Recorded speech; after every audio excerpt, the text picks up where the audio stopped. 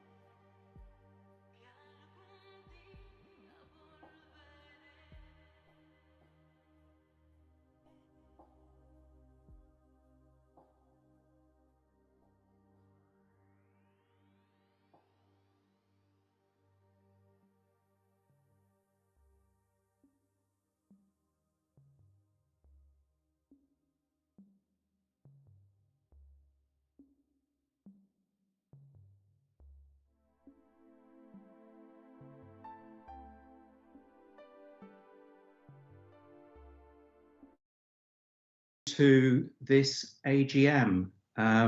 So this AGM, just to set the scene, we're obviously NHS Shropshire, Telford and Wrekin Clinical Commissioning Group governing body, and we're holding this annual general meeting on behalf of the following legacy organisations, which were dissolved on the 31st of March 2021, and those being NHS Shropshire Clinical Commissioning Group and NHS Telford and Wrekin Clinical Commissioning Group.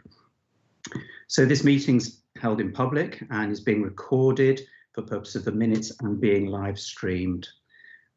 So firstly, we welcome all those joining through live streaming. Normally we would have had this in person and shared a coffee or an informal chat before the AGM, but alas, times are different. And although we hold this AGM on behalf of the two former legacy organisations, and although we have the minutes, they're therefore for noting. But we have several members of the current CCG who were present within the legacy organisations and present at the previous AGM held in November 2020, and therefore we will come through onto that. I've received apologies from Deborah Shepherd and Steve James, and as I mentioned regarding in terms of declarations of interest, these have been published and circulated, and if anyone believes they've got any additional conflicts of interest to those already circulated, then please declare that. And the minutes arising from the previous AGM, which as I've mentioned are for noting, but I'm happy to note any points if those present now and who were also present at the legacy organisations AGM had any comments for factual accuracy, then by all means do raise them. Okay, thank you. There was one matter arising from an action point arising from the previous AGM, and that's been incorporated into the slide presentation that we're coming on to.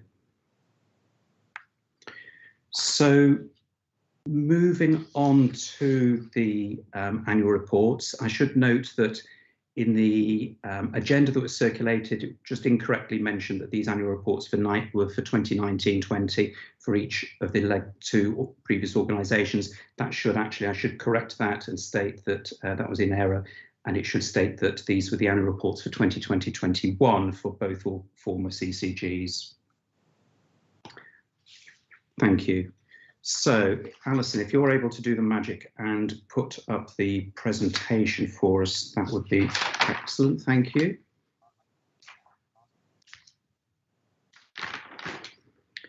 Okay, so I hope everyone can see the slide presentation. It's certainly showing at my end. So, as I've introduced, if we move to the next slide, please. And yeah, so I should introduce myself as Dr. John Pepper, Chair of the Shropshire, Telford and Wrekin CCG. So an overview. Firstly, yeah, we marked the end of a year that was filled with changes and challenges. COVID-19 stretched our resources, but it also helped identify places, areas where we can improve, and it's highlighted some of our strengths. We've worked together in different ways and settings. Acute and community trusts have adapted to provide care throughout the challenges of the year. We've worked closer than ever with our partners to save lives, protect the NHS and facilitate a long-term response. Our practices work together in different ways and in different settings, and also our CCG staff have worked in a number of settings to support the pandemic response, including non-clinical functions, which have experienced huge increases in demand. Our CCG staff have taken on new tasks to support the response and also been involved in redeployment into clinical settings to provide additional capacity. Shropshire, Telford and Wrekin Shropshire Council, and Telford and Wrekin Council have been key partners, setting up support services and vaccination centres, widening the reach from hospital, GP and pharmacy services. some of the key milestones that took place in 2021.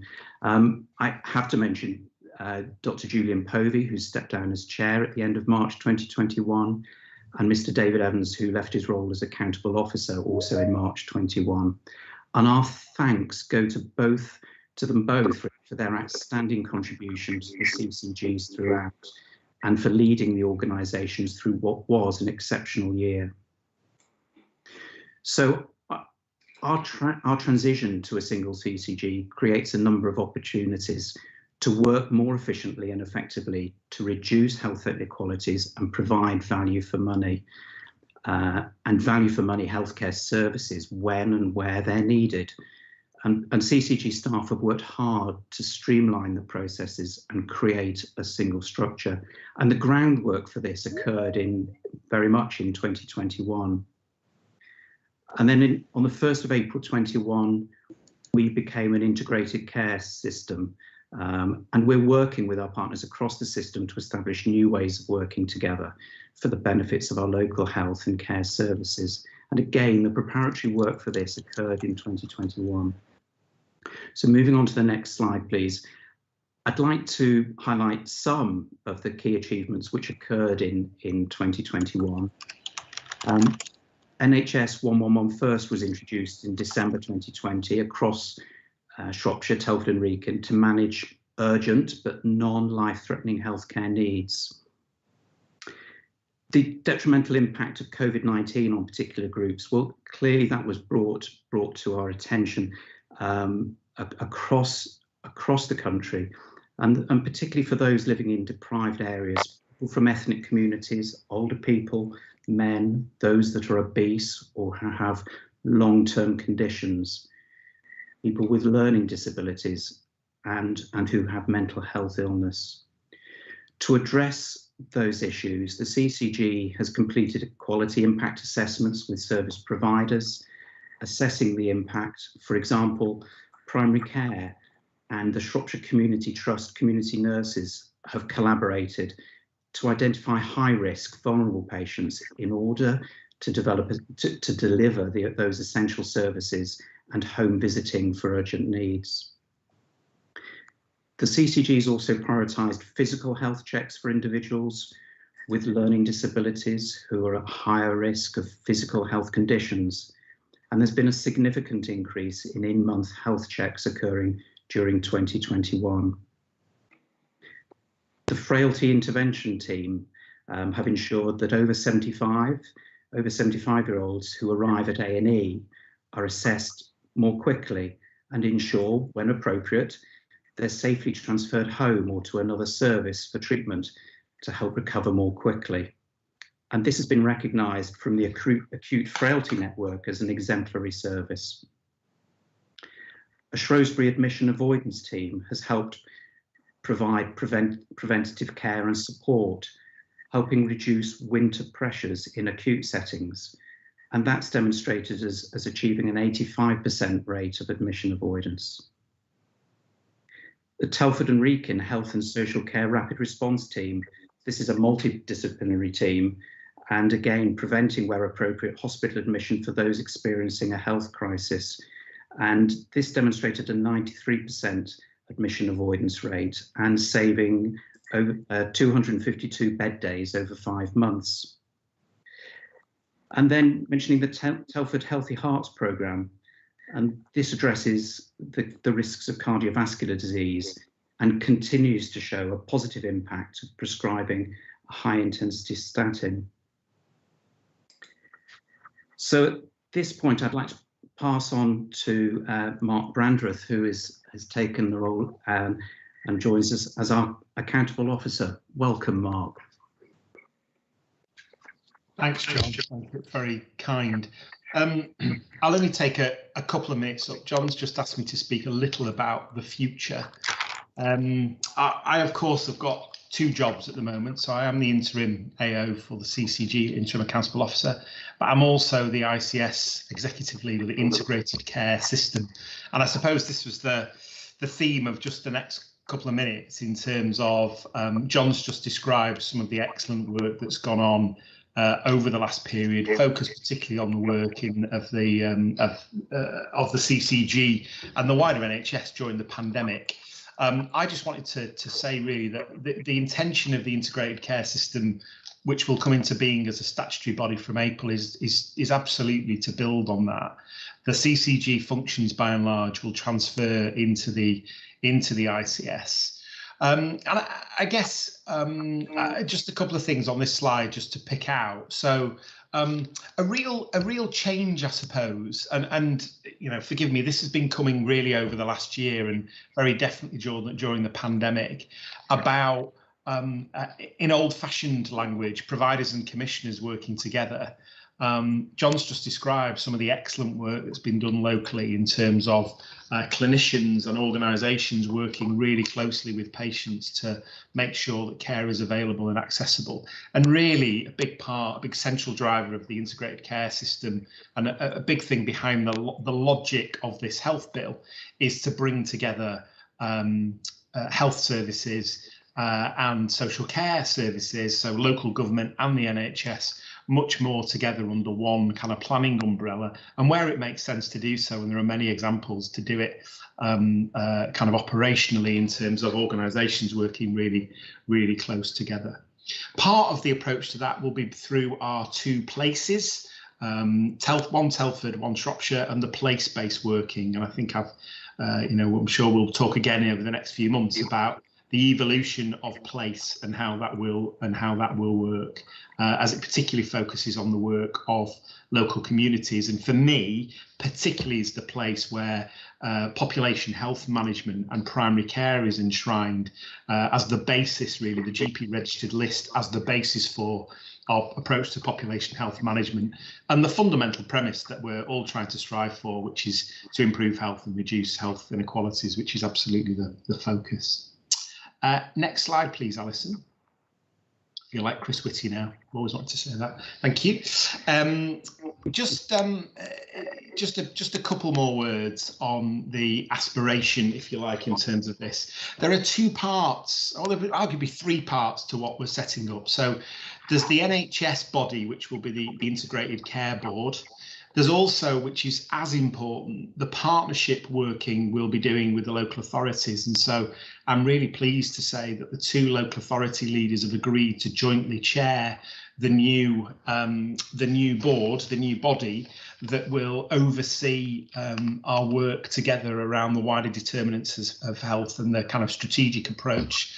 Lots of involvement there for the community and voluntary sector and others in the development of, if you like, our response to need and how we manage that. And then it's going to be the job of the integrated care organisation to work to respond to that kind of that request, if you like, really. So again, I know the Directors of Public Health are on the call as well. You know, their work is absolutely central, and I think many of us are delighted to see the work that the pandemic's helped in terms of really integrating the work of the Directors of Public Health with the wider NHS. And I'm very pleased to say that work with local government is very strong in our area, and we should celebrate it. And then the third part, as I mentioned, which is the work at place. And so we've almost got three things to develop, and I'm pleased to say that work's progressing on each of them. John, there's much more to do. And I know a big part of the CCG's responsibility over the next period till the end of March will be, one, to contribute hugely to that, but secondly, to make sure that we land our services and particularly our staff safely on the 1st of April, so they understand what they're doing, they understand where they fit, and that we see a seamless transfer to the ICS. So in terms of the future, if you like, the near future, there's a huge responsibility on us as the CCG to do that well and properly, and I know that we're well focused on it. Thanks, John. Thank you, Mark. And moving on to Claire. Thanks very much, John. I think similar to both John and Mark, I'm going to do a look back and a look forward. I think it's always a good opportunity to do both in our AGMs. So as John's explained, we're presenting the results from the two individual CCGs. So you'll have the same information, but presented separately so that we can consider the individual organisations as they stood at the 31st of March before we moved into our single organisation. So for Finance, contracting teams, as well as our clinical leads and other areas of the CCG last year was certainly one that won't be forgotten. From a national point of view, the financial budget process was thrown out the window overnight, and our teams had to work very hard to make sense of the new guidance that came out and all of the requirements to support our teams on the ground to make sure we were getting supplies of people, goods, services to them to operate and respond to the pandemic. In spite of that, and I will make this point a few times through this presentation, we shouldn't lose sight of the fact that the NHS kept going. The pandemic happened, but we still carried on, and that's reflected really in some of the information that I'll share over the next few slides in terms of what we spent our money on last year. So if I start with Shropshire CCG, we receive a funding allocation to spend on healthcare services. We had just under £600 million last year, and that was to support our population of 314,000. There was significant levels of non-recurrent financial support, as you would expect and imagine, to help us support the response to the pandemic, and all of that is included in our accounts where relevant for CCG expenditure. And we finished the year, in spite of all those things that were going on and the difficulties that we faced, virtually breaking even. And I'll say virtually breaking even because we've been considering the two CCGs as one for some time now. So what you'll see as we move through the presentation is that our results landed with a small surplus in the Shropshire position and a small deficit in the Telford position. So when you look at our system combined, we did a great job of staying within those funds that were allocated. Do a bit of a Chris, next slide, please. We tend to produce these bits of information for our AGMs each year, and we include this information in the annual report, so you can see this in there. We have a look at where we spent our money, so I won't dwell on this one for long, but what you can see is that relative to our overall spend, roughly about half of it is for hospital acute services, and then the rest of our portfolio for mental health, community, primary care is in the left hand side of the cake as you see it there. I think more importantly, if we go to the next slide, I can pick up the point that I made earlier about we were still open. There were lots of activities still going on. So this isn't everything we spent our money on, but what we do is highlight some of the key areas to give you a sense of scale of what was happening. I'm really conscious that when we start to talk about millions and millions of pounds, it doesn't feel real anymore in terms of scale and context. But you can see there, for example, we still had just over 2,000 births across Shropshire, 25,500 ambulance conveyances for those that needed them. We issued over 6 million items on prescription, and our GPs and practices saw just under 2.5 million patients, whether that be face-to-face or through other virtual means. So very much, as you can see, there are lots and lots of things going on in spite of the pandemic. If we can go to the next slide. We've got a very similar, oh, it's not moved on my screen.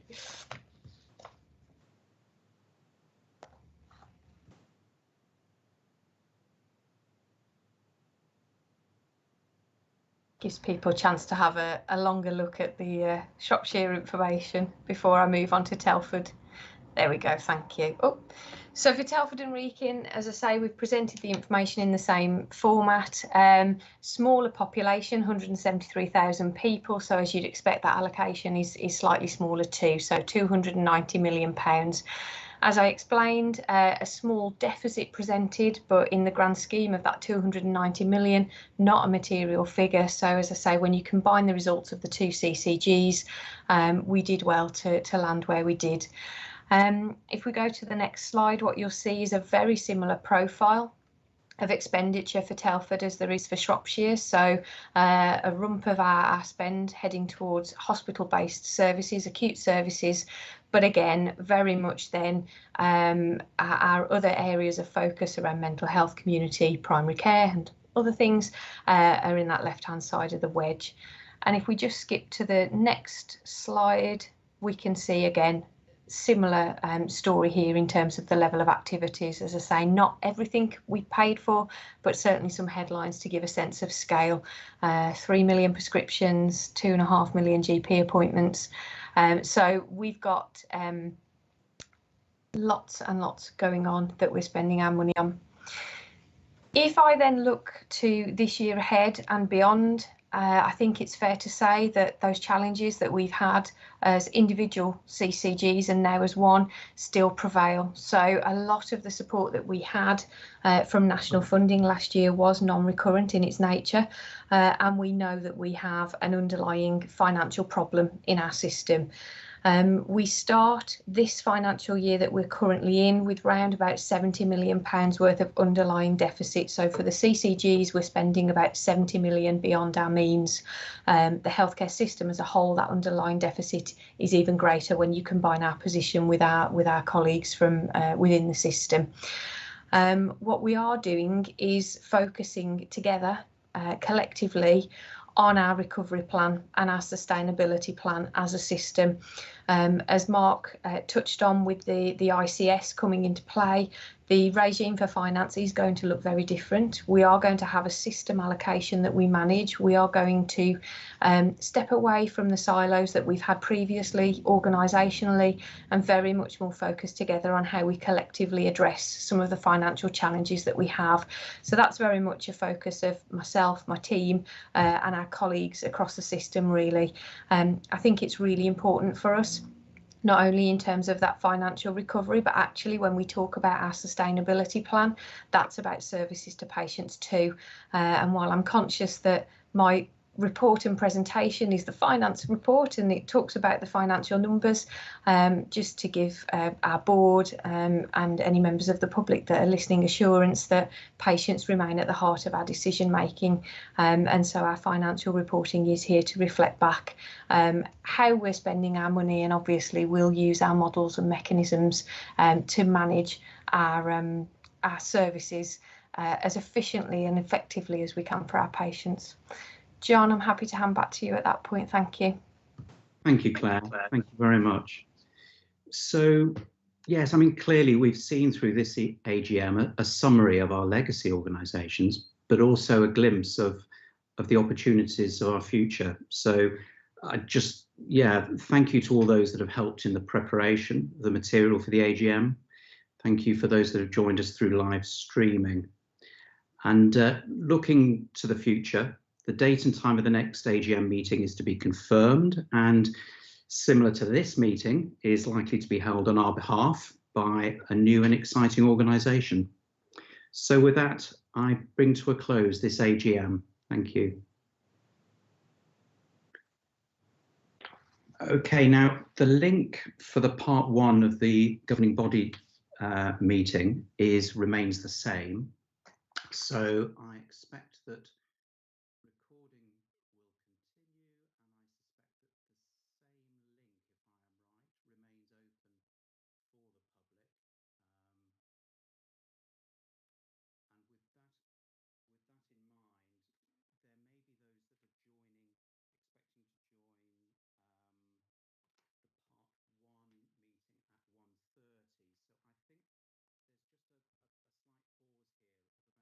minutes, because there may be some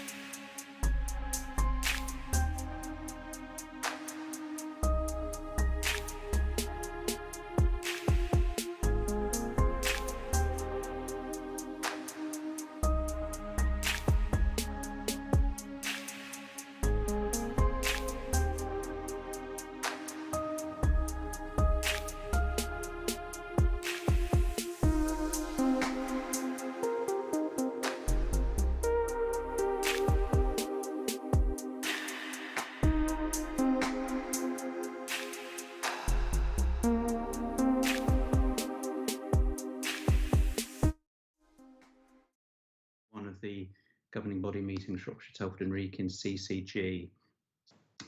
Welcome.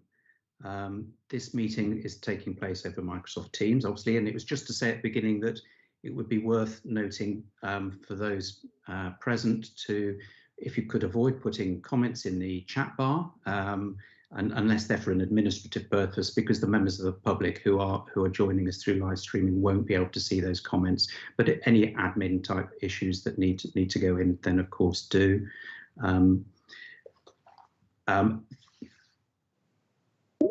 So, okay, good.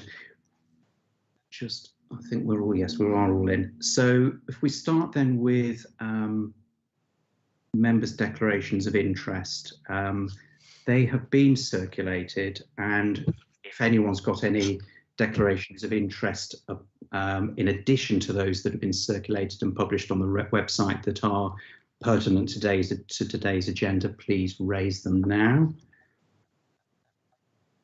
Okay, so otherwise, I'd like to welcome everyone that's joined this board meeting, particularly the members of the public. But I'd also wish to really open by welcoming Mark Brandreth to his first governing body meeting, really since taking the reins as our Shropshire, Telford and Wrekin CCG interim accountable officer, a role which Mark combines with his lead executive role with the STWICS. Many, if not all, of you shall know Mark.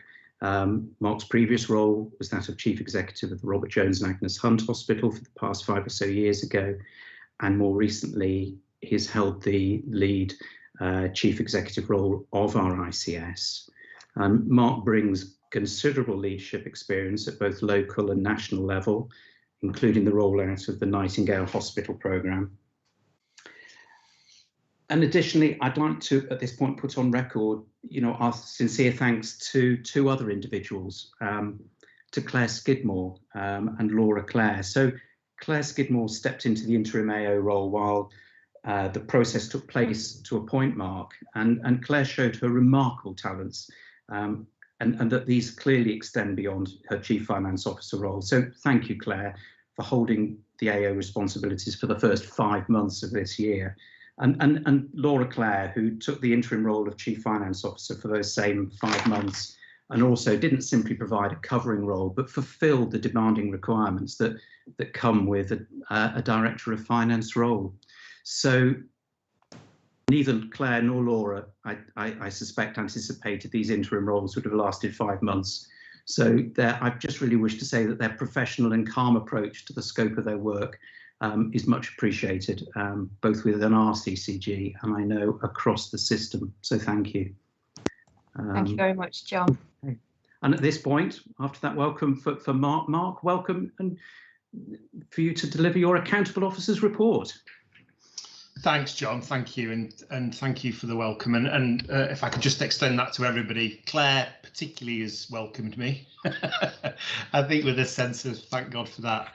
But most other people have been very generous, or in fact, everybody else has been very generous. So thank you very much for the time you've given me and will give me over the coming days and weeks as I continue to ask silly questions as I try and learn, John. So considerable experience you described, and I suppose I just sat here feeling really quite old, I suppose. But for those that don't know, I have worked in commissioning organisations before at kind of deputy AO, deputy chief executive level, but I am very conscious that having been in a provider organisation, leading a provider organisation for what, 5.5 years, and then another 4 years before that, I am a little out of touch, arguably.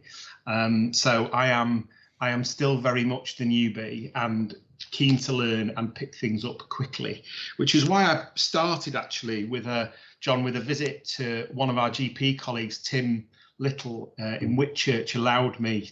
His practice allowed me to go and spend it was nearly 4 hours in the end, shadowing him, not just to drink coffee and talk with him, there wasn't time for that, but actually to watch him work and to, with the consent of the patients, listen in to some of those consultations and just learn a little bit more about, particularly in the context of the pandemic, what it's really like for our GP colleagues. And so forgive me, straw poll of one, of course, but I thought it was worth, John, if I just shared for 30 seconds what I saw, which was a really tight practice team working really hard together. And forgive me, there are people on this call that do these jobs, so you absolutely know, but the level of support amongst colleagues within the practice was palpable, which was great. The other thing I saw was a GP. Partners Healthcare use these words, operating at the top of his license. So he was dealing with some complex cases, patients with multiple comorbidities, patients with deep underlying social issues, mental health issues, alcohol, which was a theme through a couple of the calls that I listened to.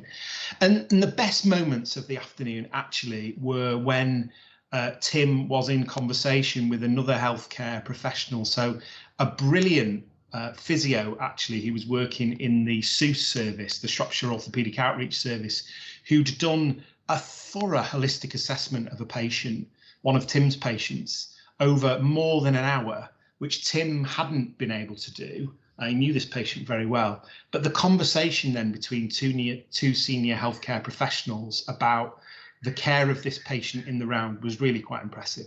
And forgive me, because I do know you know that, but isn't it good sometimes just to go back and see it working well? Now, it's also right to say that it wasn't all a bed of roses. There are definitely some things that we can do better. What I did come away thinking about very much was healthcare more than ever now is totally a team sport. And even if you're in a little room in a surgery on your own for an afternoon, as you know, some of the GPs are, or on their own with patients, if you like, actually feeling that sense of team and being able to talk with a colleague, get opinion, and in a couple of cases with Tim's secondary care opinion into his consultation was really important. And so I think that's just at a really simple level, building those relationships. And we talked about the relationships and how they've changed over the years, and also as a consequence of the pandemic, where, and John will know this, I'm sure, forgive me, John, but years ago, the GPs knew the hospital consultants, for example, in a way that perhaps they don't anymore. And I think there's some important, arguably simple, but important work that we can do to foster those relationships. No lack of desire to do it. It's just trying to find a sensible mechanism for doing it, really. So thank you to Tim. I'm off tomorrow to spend the morning with Ellen Roddy. So I'm going on the other side of the house to spend time with Ellen. Ellen's an acute physician at Sath, working at Shrewsbury, and tomorrow she's on the take, so I will be in A&E in the morning with her, watching her work and chatting with her from the kind of other end. And I've also had invitations, and thank you, there's a Telford GP in my diary, and one or two other bits and pieces too. Thank you to those that have offered to host me. I'll be going out to community services, and I'd like to go and see some of our work on homeless people and some of the work we do with social care too. So lots to go at there, but thank you for that. It was important. The other thing that I invited staff to do before I started was to write to me about what the CCG did well and what it could do better. And perhaps more of that next time in written form, because I think it's probably important that I talk that through with the staff first. But suffice to say that it's been a difficult period for the staff. The pandemic's been tricky. We know the organisation, or the two organisations coming together, has delivered a whole kind of management of change process.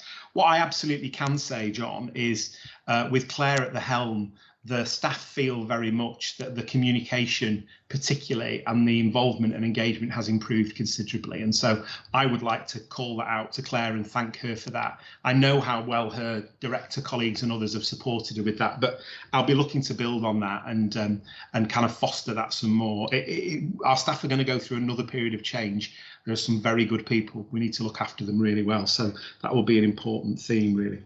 And on that theme, this week is the Shropshire Health and Wellbeing Festival. It's a brilliant programme of work that's been put together. If you've not seen it, we'll provide the links. In fact, today Ruby Wax was talking at 12 o'clock about some of her mental health experiences. It's been a really good week so far. It's all available on Catch Up, and I know from the reaction I'm getting from staff that people are dipping in and out of that. as and when they wish to, and it will still be there. So again, I would commend that to you. Another example of, on a whole system basis, we have 22,000 health and care staff in our system, 22,000. So on a whole system basis, looking after them within their teams and organisations, but collectively, continues to be an important theme. I've also this month, John, chaired the System Oversight Group, which I chair with Nigel Sturrock, the Regional Medical Director.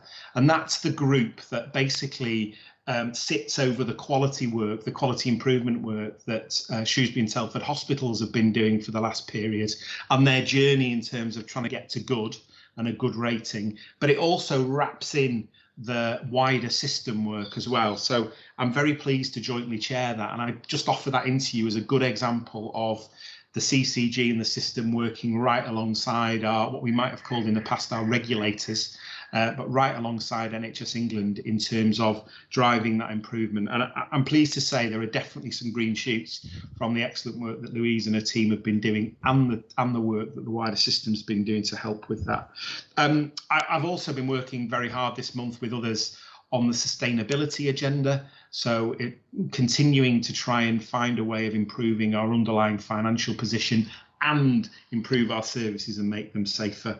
And there was a workshop about that this week, and Claire will touch on some of that later on, but lots on that kind of agenda.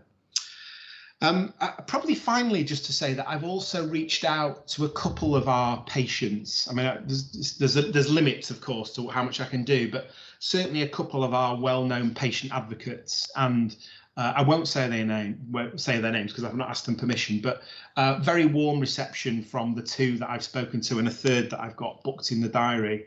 And it really builds on a conversation that Meredith and I had in the last week about his ambition, which I dare to say is my ambition. So I'm going to share it with him if I can be that brave, because I think it's a good ambition, about how we genuinely engage and how we co-produce. And John, I think the thing I'd finish with is to trail the fact that I think that probably in the autumn, or perhaps just into the winter, in the spring, just in the next period, next 3-6 months, something like that, I think there's a real responsibility on us to have a macro conversation with our population about the future of health and social care.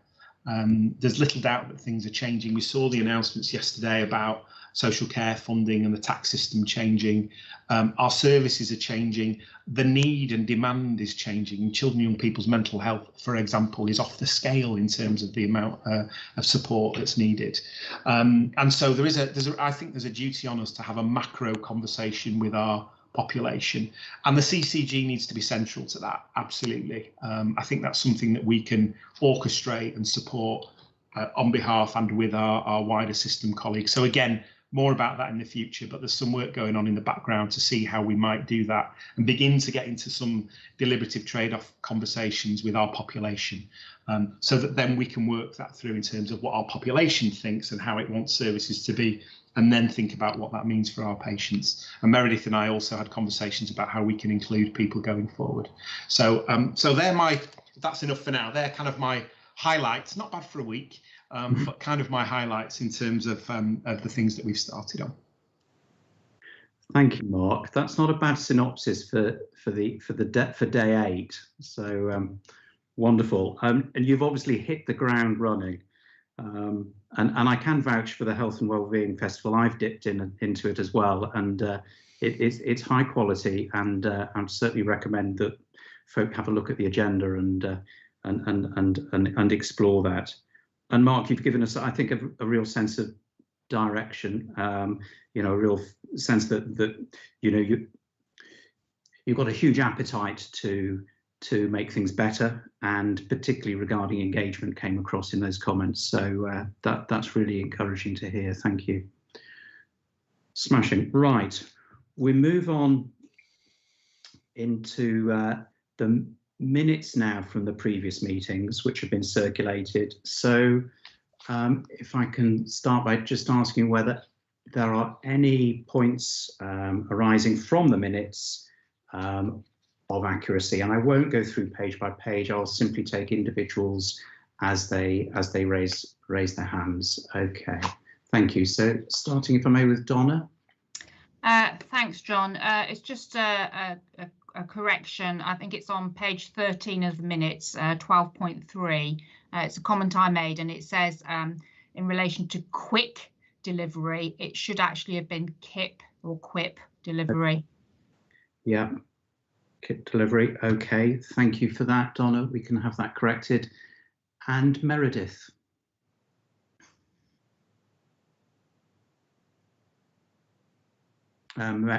Meredith, now we can't hear you, but it's not showing mute, so I'm not sure. Can you hear me now, John? I can. Yeah, brilliant. Thank you. Just a couple of points about attendance. I think Fiona Smith mentioned as being in attendance rather than as a governing body member, but she may well have. I don't know if she was a governing body member in July. I assume she still was, but anyway. Yes, she was. That's a good spot. So Fiona Smith should be present rather than an attendee. Thank you. Yeah. We can have and that the other corrected. one is, I'm sure Alison will pick this up herself. She was she's down as she's listed as an attendee and apologised for not being an attendee. So either one or the other. Okay, Alison, I'll have to ask you to say, can you confirm whether you were here as an attendee or were you an absent attendee? Or have we lost Alison? Okay. I just wonder whether we've lost Alison. Right, okay, we can come back to that. John, hi, it's Alison. Hi. I'm coming in as Karen. I'm having huge technical difficulties. I was actually on leave, so I am an apology, not an attendee. Apology. Thank you. Thanks very much. We'll take you off the attendee list. Smashing. Mike, I saw your hand up. Yeah, sorry. Just two things which don't seem to be covered anywhere. One was item 11.5 about the MPFT suicide report and regarding concerns about interpretation of data, and that was going to come through to CQRM, which I don't know if that's happened or occurred. But the other question was 11, which again is about mental health, was item 11.12, when we asked about waiting times for IAP to be formally seen. I don't know if that's relevant to when Julie does a presentation or not, but that was asked to look into when people, although they were saying they were meeting the target at 100% contact, it was actually when people are actually being seen and actually getting counselling was also raised. And I don't know if any of those 2 points have been actioned or moved on. So the question is not about the accuracy of the minutes, Mike. Your question was really whether anything... Oh, I apologise. If it's about accuracy, then I do apologise. Yes, I'm jumping ahead. Whether actions had my fault had arisen from them. Okay. Right. I suppose it has been raised. Okay. So I think we will probably just need an action coming out of the minutes to confirm that those two pieces have been taken forward. Mike, if we can handle it in that way, that would help at this point. Julie, were you coming in on that point? Is that? Yeah, I was just going to say for the IAPS, we absolutely had taken that forward, and we've requested the information, and that was included. I think what was agreed, that the update, rather than coming back to the governing body, would be fed through the Quality and Performance Committee, if I remember correctly, and that will go to the Quality and Performance Committee in September. Thank you, Julie. That's very helpful. And Steve? Yeah, that paper will go through. I've seen and proved that one, Julie, so that's all in hand. The first point about CQRM, it was raised at the Strategic Commissioning Board, and there was also a meeting between the MPFT medical director and it was chaired by Deborah Shepherd, our medical director, and some of the exec to talk about that particular report and a number of other issues. That was a very, very positive meeting that did happen. Okay, thank you, Steve. Okay, Mike, those Has that answered those queries on those two points? Yeah, absolutely fine. It's once again, I'm still not used to actually getting answers direct to the questions that we've asked, but I trust the committees. Thank you. Thank you, Mike. Okay, any other questions regarding the minutes? Right, moving it then into the action tracker. Now, the action tracker, as you'll have spotted, contains a significant number of actions. So I'm going to propose that we handle this in a slightly different way. Firstly, I'm going to speak to those actions that either don't have a recommended action or a comment alongside them, and we'll address those first. And then following that, we will see whether there are any comments for those actions that we have got a commentary and a recommendation for. So if we can start on page 2 of the action tracker, and actually making an exception to my own rules that I've just stated, it was really just to make a point really regarding the action on the niche report. And I know that I've received comment already that of some disappointment that we've not seen the update of the actions arising out of the recommendations from the niche report. I recognise, thank you, Zena, for the commentary regarding that, you know, that the system partners have been reminded and we will be receiving this information. But I think there's a sense of, you know, slight disappointment that we haven't seen this to date. And I know that's out of your hands at this stage, but, you know, I think members would wish to see this coming back really and needs to be here for November. I think this was an important paper, and I think most people would agree that this needs to come back to us. But thank you. I don't know, Zena, did you want to comment on that, having raised it? It is as it's stated, John. Yes. So we did try and seek the right information for the report. Had we brought to this meeting what we had, it would not have satisfied any of us, I think. So we do need to do that. I have reminded system partners through the newly formed ICS System Quality Group that of that commitment to making sure that the work is fully taken through. So they're aware that they do need to provide more detailed updates, and so I will be bringing something back in November. Thank you, Zena. Thank you very much. So moving on to page 3 of the action log, I believe so this was the question regarding the criteria requested from GPs regarding the leader programme. And I believe that the first stem of the actions really was the criteria being set for primary care, which to define which individual people met the criteria for inclusion in the leader programme. So it was just the first stem of that action. Claire, it has your name alongside it. Do we know whether any work's been done in terms of the supporting primary care in the criteria for those entering the leader programme? Yes, John, we're doing a lot of work around the leader. We're picking it up through the LDNA board. So we're just working through the criteria. Gail, Owen and Francis and Val Walsh, who's our new business manager, are all working on that. Okay. Gail's off for a period of sickness, so it's in hand and we're taking it through LDNA board. That's fine. Well, I propose that we close that action now because the work is in hand. So thanks, Claire. Thank you. Moving on to page 4, the action which really relates. So this is the second action on page 4.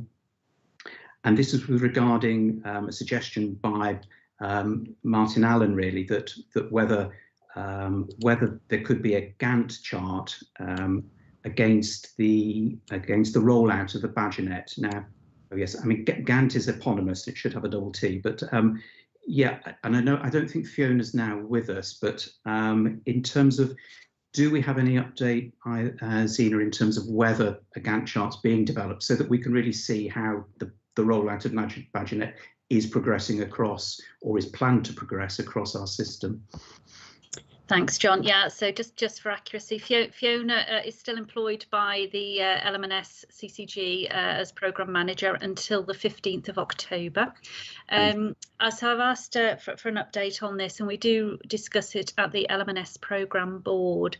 The update that I can provide to the group is there isn't a specific Gantt chart, because this isn't a matter for rolling out in sequence to GP practices. The rollout is about a programme rollout for Badgernet in its entirety. It started on the 9th of August to any new women booked, regardless of which practice they're registered with. So it's actually in all GP practices in that respect. So all new women presenting to be booked are now booked onto Badgernet, and we're now, the lead time for pregnant women is at week 24 now this week, so they're progressing through their pregnancy, so more women are being taken on. We've had confirmation from SAT's project team that they are engaging with locality boards. In particular, they've been to either been or going to the North Locality Board, and they will be engaging with some of the other forums in due course. So I don't think there's a Gantt chart in the way that it was asked for, and I wasn't at the last meeting, so I can't comment on that, but there is a project plan. So initial bookings, moving to triage next, and antenatal clinic, because as women progress through their pregnancy, those are the touch points where they'll access services. So it seems logical and sensible it's done in that way. Indeed. Thank you, Zena. And Martin, just if I'm in there, does that answer? Martin, yeah, very happy with that. Very happy with that as an answer. I think if it's been rolled out at all the touch points, as Zena has said, I think that's fine. We're very clear, and there's a clear plan about how that is going to occur. So I think that answers the query. Okay, thank you, Martin. I think we can close that action then in that case. Thank you. And moving on then to page 5. Excuse me, Dr. Pepper. Mike Matthew has his hand up. I don't know if it's about a related point. Yeah, it was just to say that the North Locality meeting is in 2 weeks' time, and it is supposed to be on the agenda. I still remain a little bit concerned that it's not. That will only be for the representatives on the locality board, and trying to spread it round into whole practices. I still think might be a little bit tricky, but we'll see what we find out in 2 weeks' time.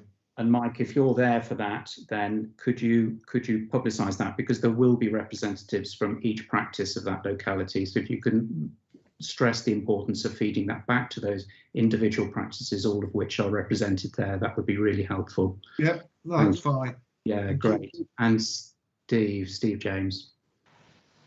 Hi, I have been in contact with the project group around the comms for this, and they assured me that it has gone out to all GP practices, and the expectation is that the impact on practice working would be minimal, but the comms has gone out. Thank you, Steve. Okay. Good. Well, I think if we can then move on to page 5 and the 2 final actions on page 5. Firstly, Claire, I think you're going to liaise with Edna Bonpom regarding our CCG's commitment to the Armed Forces Covenant. I'm fairly sure that's been actioned and complete, but could you just confirm that, please? That would be good. I have indeed met with Edna. We are going to do some more work because there's lots of really good information that's coming around sort of system provider. Yes. So we are going to have some further conversations, but that initial contact has been done, yes. Thank you. Excellent. We will complete that action. And then finally, this was an administrative action only. Steve, I think we were correcting the headings of a paper that had been put to board that just had the incorrect headings of the legacy organisations, and I think that has also been actioned. Am I right? That's correct, John, yes. Thank you. We will close that as well then. Thank you. Okay, and as promised then, were there any questions arising from the actions that have got recommended actions against them? That, in other words, are we able to close those that are recommended to be closed? Any questions arising from those? No. Thank you. Good. So we'll take on board the recommendations against all those. all those action points. Thank you. Sorry, John, there was a mention about the framework before, and about young people. If I remember correctly, I can't remember where it was, but I'm sure there was talk about gaps in the framework, and that was about young people. Am I getting the meetings wrong where that was discussed or not? I'm not aware of this point, Mike, I'm afraid. Claire? I don't know whether I can help with that, Mike. Was it the stock take, the gap analysis that we're doing on children and young people services that I talked about at the last locality meeting? Might have been. So I'm getting mixed up with meetings, so I do apologise. We'll do that, it's fine. Thank you. I can fill you in offline if that's helpful. That might be. That's cool. Great. Thanks, Claire.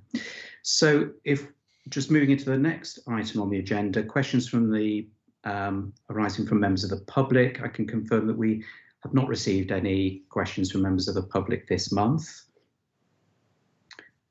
Therefore, if we can move into the reports and the papers, and commence with the quality and performance paper first.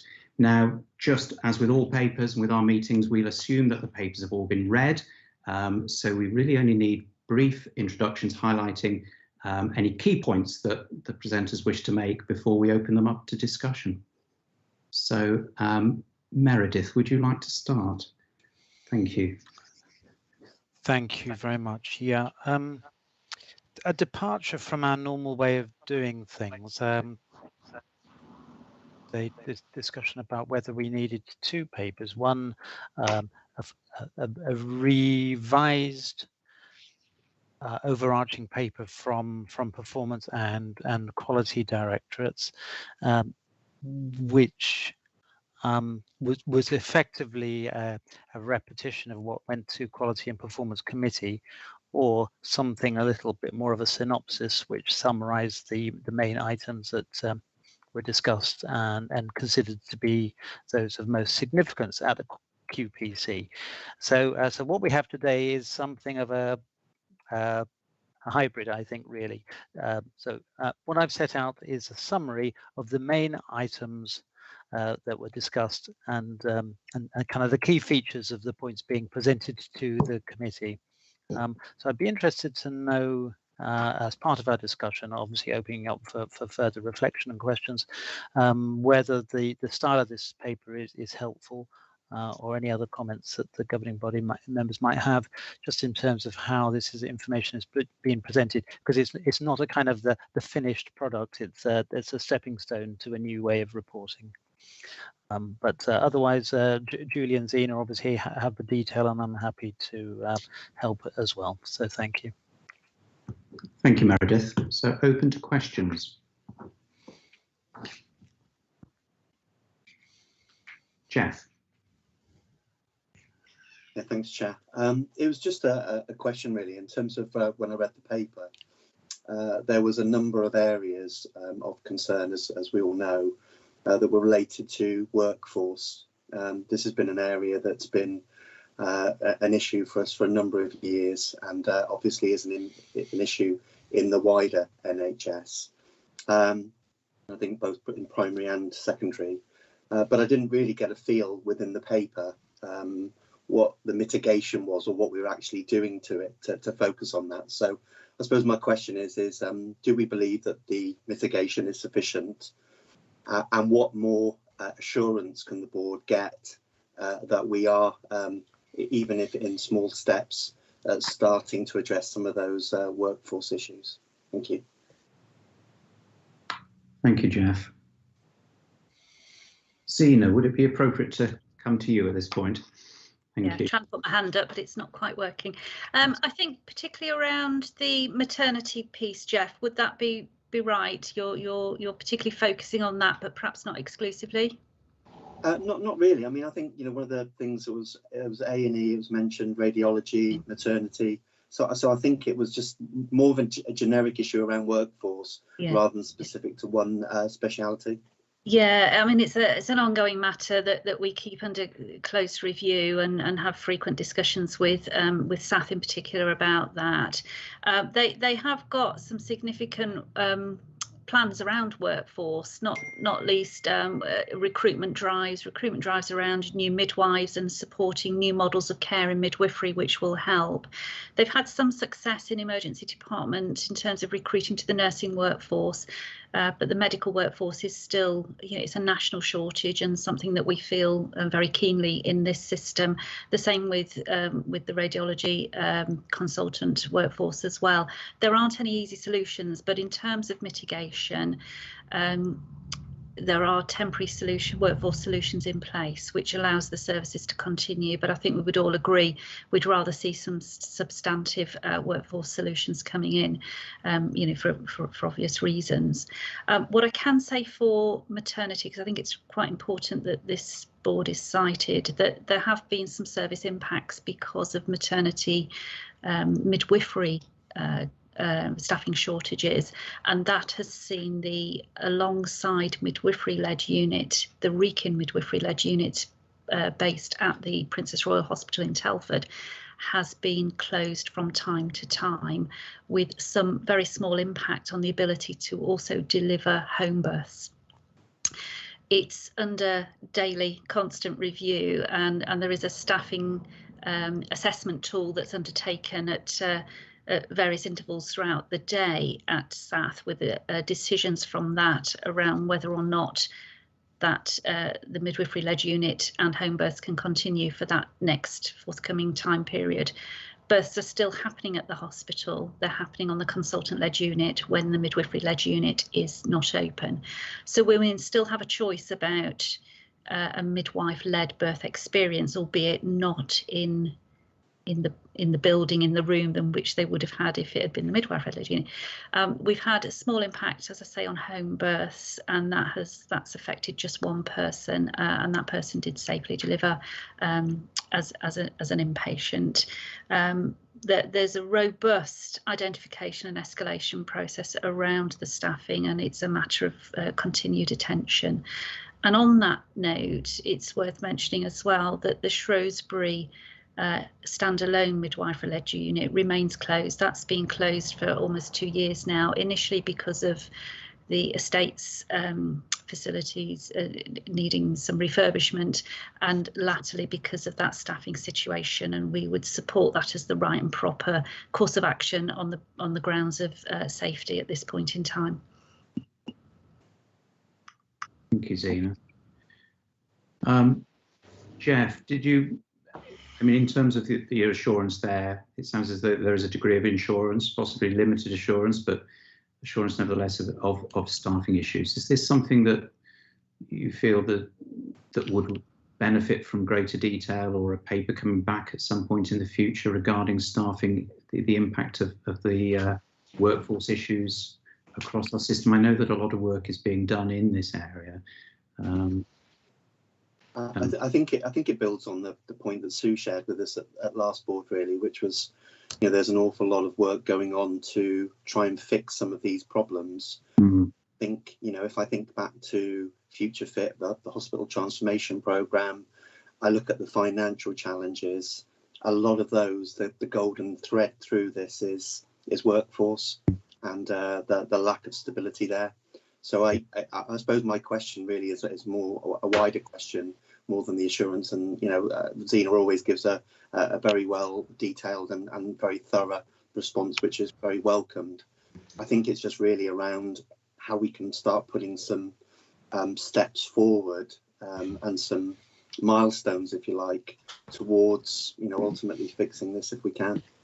Can I bring in Mike? Was it regarding workforce? Because I think you'd like to come in on that. It is about workforce, but I think in some respects it would probably be more prudent that you talk to Julie and Steve first. Julie. And that mine is a comment, but I think it's more important that we get a response from them too, and then probably Zena as well. So I'm quite happy to wait. Thanks, Mike. Julie. It was just to say that there is as well as obviously the material, there's a lot of work being done on workforce. Obviously, I'm particularly linked into the workforce impact on the elective recovery. And I'm just wondering, we know there's considerable amount of work going on through the system people group, and whether it is something we can take away and discuss as part of our sort of transition from CCG to ICS about how we get that system position in terms of our people and the good work that is happening, although, as you said, it continues to be challenging in terms of the various international recruitment, the various training and skills mix actions that the workforce team are working really hard on. It's probably that this board doesn't have visibility of that, and that maybe will help give that assurance and kind of bring all this together for colleagues. Thank you, Julie. Yeah, indeed. Mike. Let Steve, well, I thought Steve was going to reply first, so, or let's see, Zena was going to reply. I'm quite happy to wait. I thought them two were going first. Sorry. If you want me to speak, I will, but I do. I was trying to have a more... I'd like you to speak, Mike. Fire away. Right. I think Jeff's point is about across the whole health economy. The one thing that I don't hear very much about is the community services, because I think they are, it's even including general practice. I think the community services, especially the district nurses, seem to be an ignored area, where does seem to be a considerable amount of stresses going on. That's just an example. I wasn't saying they were worse than anybody else, but it is obvious when I've talked to them that they do seem to be drowning as well. And I don't always hear much about the community services and the gaps that definitely exist there as to what's going on there as well.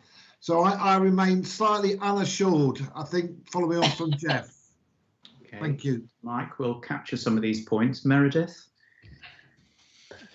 Thanks, John. I mean, the question of workforce extends across everything, as Mike has pointed out. And one of the big 6 tickets is around workforce, and I'm just wondering whether it would be sensible, rather than picking off sector by sector or secondary or primary, if we could invite Victoria Rankin to come and give a presentation to the governing body, setting out the overall strategy that is being developed and I'm sure implemented to address the overall workforce issue. Thank you, Mike. I will come to Mark at the end, and who might well collect some of these thoughts. Can I move to Adam next? Just one for Zena about the maternity quality. Oops, sorry, I'll just turn the sound off on the other computer. So I appreciate the latest quality data that we've seen suggests that the performance is within the normal parameters in terms of outcomes, and that's given us some assurance.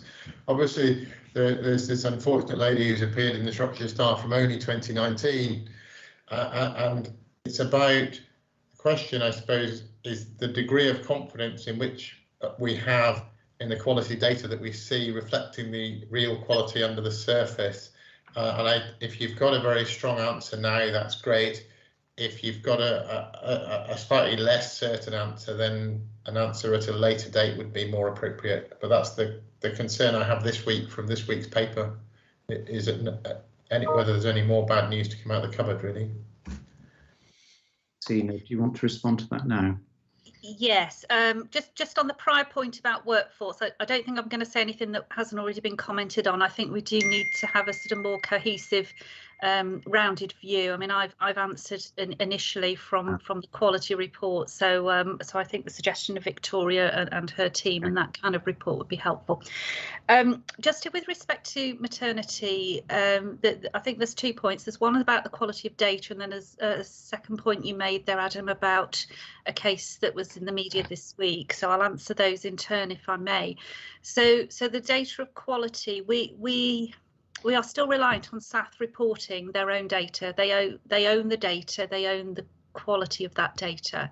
So if they input information that is not accurate, then they're responsible for that. But we have increasing line of sight and are able to triangulate the information they're sharing with a variety of reports and a variety of sources of assurance, not least because they have Sherwood Forest Hospital in situ undertaking quality governance work on their maternity front, and they have UHB as a partner. And I know that their quality governance, whilst it still has some way to go to be robust and standalone, is receiving those kind of supports and insights that allow us to have increasing confidence. That's what I would say. We have access to data that is being validated that shows that the stillbirth rate has come down quite significantly, and I would hope to share that in a future report to this board, Adam. So we'll put that into the future. With regard to the case that was in the media this week, this was not a case that the CCG knew about, and I share that with the board because I think it's important to know. And in response to your second part to the question, which is there anything more to come out? My answer is I don't know the answer to that. This related, for accuracy, to a case that occurred in 2018, the sad death of a baby boy called Jacob. I apologise, Jacob. And that appeared on the media this week in response to litigation, and the trust provided a response to the media on that.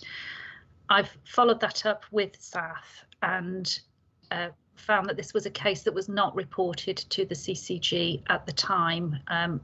And my understanding of the situation and the way it was reported at the time was it was dealt with as an internal case review. And this is, you will recognise, this is the position we're in, that the Ockenden Review has 1,862 cases of interest.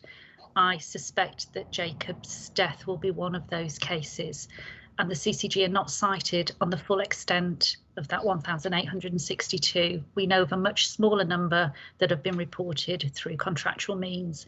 I would suggest that this is a case that should have been reported, and that's a matter that I'm taking up with the Trust. Thank you, Zee. Steve, could I move? Thanks, nothing more. Thank you. Thank you. Just to go back to the workforce, fully support Victoria Cumming, and I just wanted to mention, just in addition to the community, the mental health challenges in recruitment, and also the expected growth over the next couple of years for community mental health transformation. In that sphere, what's being looked for is new and different roles, combined roles associated with the new GP placed roles, but also working within a peer support model, so people with lived experience. I think coming out of COVID, one thing that the system I think can be proud about is the focus on psychological well-being and the adoption of the TRIM, which is the trauma incident management model. We're on our third cohort now as a system, a couple of hundred people who are trained to respond to people who have been exposed to potentially traumatic experiences, and importantly vicarious trauma over a period of time, particularly relevant for those nurses in ICU and in fact all health professionals and people at the coalface supporting people. Thank you, Steve. And Audrey. Thank you, John. My question is about A&E performance, so you might want to come back to me, or is it a relevant time now?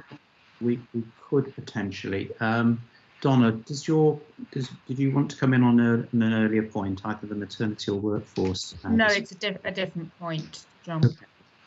That's fine. Audrey? Thank you very much, John. Just it's interesting in the report that it says here A&E attendances have gone well beyond pre-COVID levels since June and continue into July to almost 40% higher than February 2019. And I absolutely understand that it's very difficult to provide assurance, but I suppose, do we feel confident with the mitigation in place in readiness for this winter? Anyone that would like to take that question specifically from Audrey? Julie, thank you. I'll take that one. I think we have to be very careful, because with the COVID comparatives and taking February, unfortunately, as we know, seasonally, A&E activity in terms of walking attendance is actually much higher in the summer than it is in the winter. So what I would say is that whilst, yes, we have to compare the pre-COVID, it's actually, in case of A&E attendances, it's not necessarily a helpful baseline. We've clearly seen an increase in attendances, and there's a lot of work underway looking at our NHS 111 and how we can best manage alternatives to A&E, and that's part of one of the work streams that's a key element of the new urgent and emergency care improvement plan that we signed off as a system recently. So do I think we've still got pressures, and I think we're all bracing ourselves for a challenging winter. In terms of attendances, I think it's fair to say that the work that we've got in train and within the plan and the dedicated project group looking at that, I think we are trying everything that we possibly can to support our acute colleagues with that. But I say just be very wary. Personally, I don't find winter to summer comparators helpful because it is a very different type of presentation. So just wanted to add that for context for colleagues. And I'm sure Sam will also have something to say on this one. No, thanks, Julie.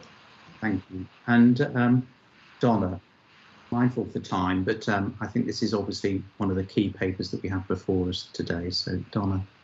Yeah, and really it was just to come back on from Meredith's introduction about this being a new style of paper and some sort of potential feedback. I mean, I think it's very useful, but as we can see, it's prompted a lot of discussion, as rightly it should, because this should be an area that as a governing body we are focusing on and using a lot of our time for discussion and potentially for assurance. And I completely appreciate that our committees undertake much of that work, you know, for us and on our behalf, and we'll get much more of the detail. But I suppose from my own perspective, it was quite a short report where I was asking more questions of it and wanting some more detail to be able to feel assured, which I think is our role. So you know, that would be my feedback in that I would expect, I think, to see a report with some more depth for us to be able to do that, because I'm not sure that I'm able to feel fully assured from what's been presented. And this is the first time we've received our quality and performance and safety issues in this manner. So yeah, Meredith, you may wish to come back at this point to Donna before we move to Sam. Yeah, no, I agree. I think I'll just take away that point and my own observations and talk to Julie and Zena about how best to present the information. There's an enormous amount of information that goes into the Quality and Performance Committee, so somehow we need to distill it in such a way that makes it accessible, but also make sure the information is available for greater examination. So John, may my action be Meredith to go away and work up a more refined approach to this issue. Thank you, Meredith. Sam, I know you've waited patiently, so yeah. Thank you.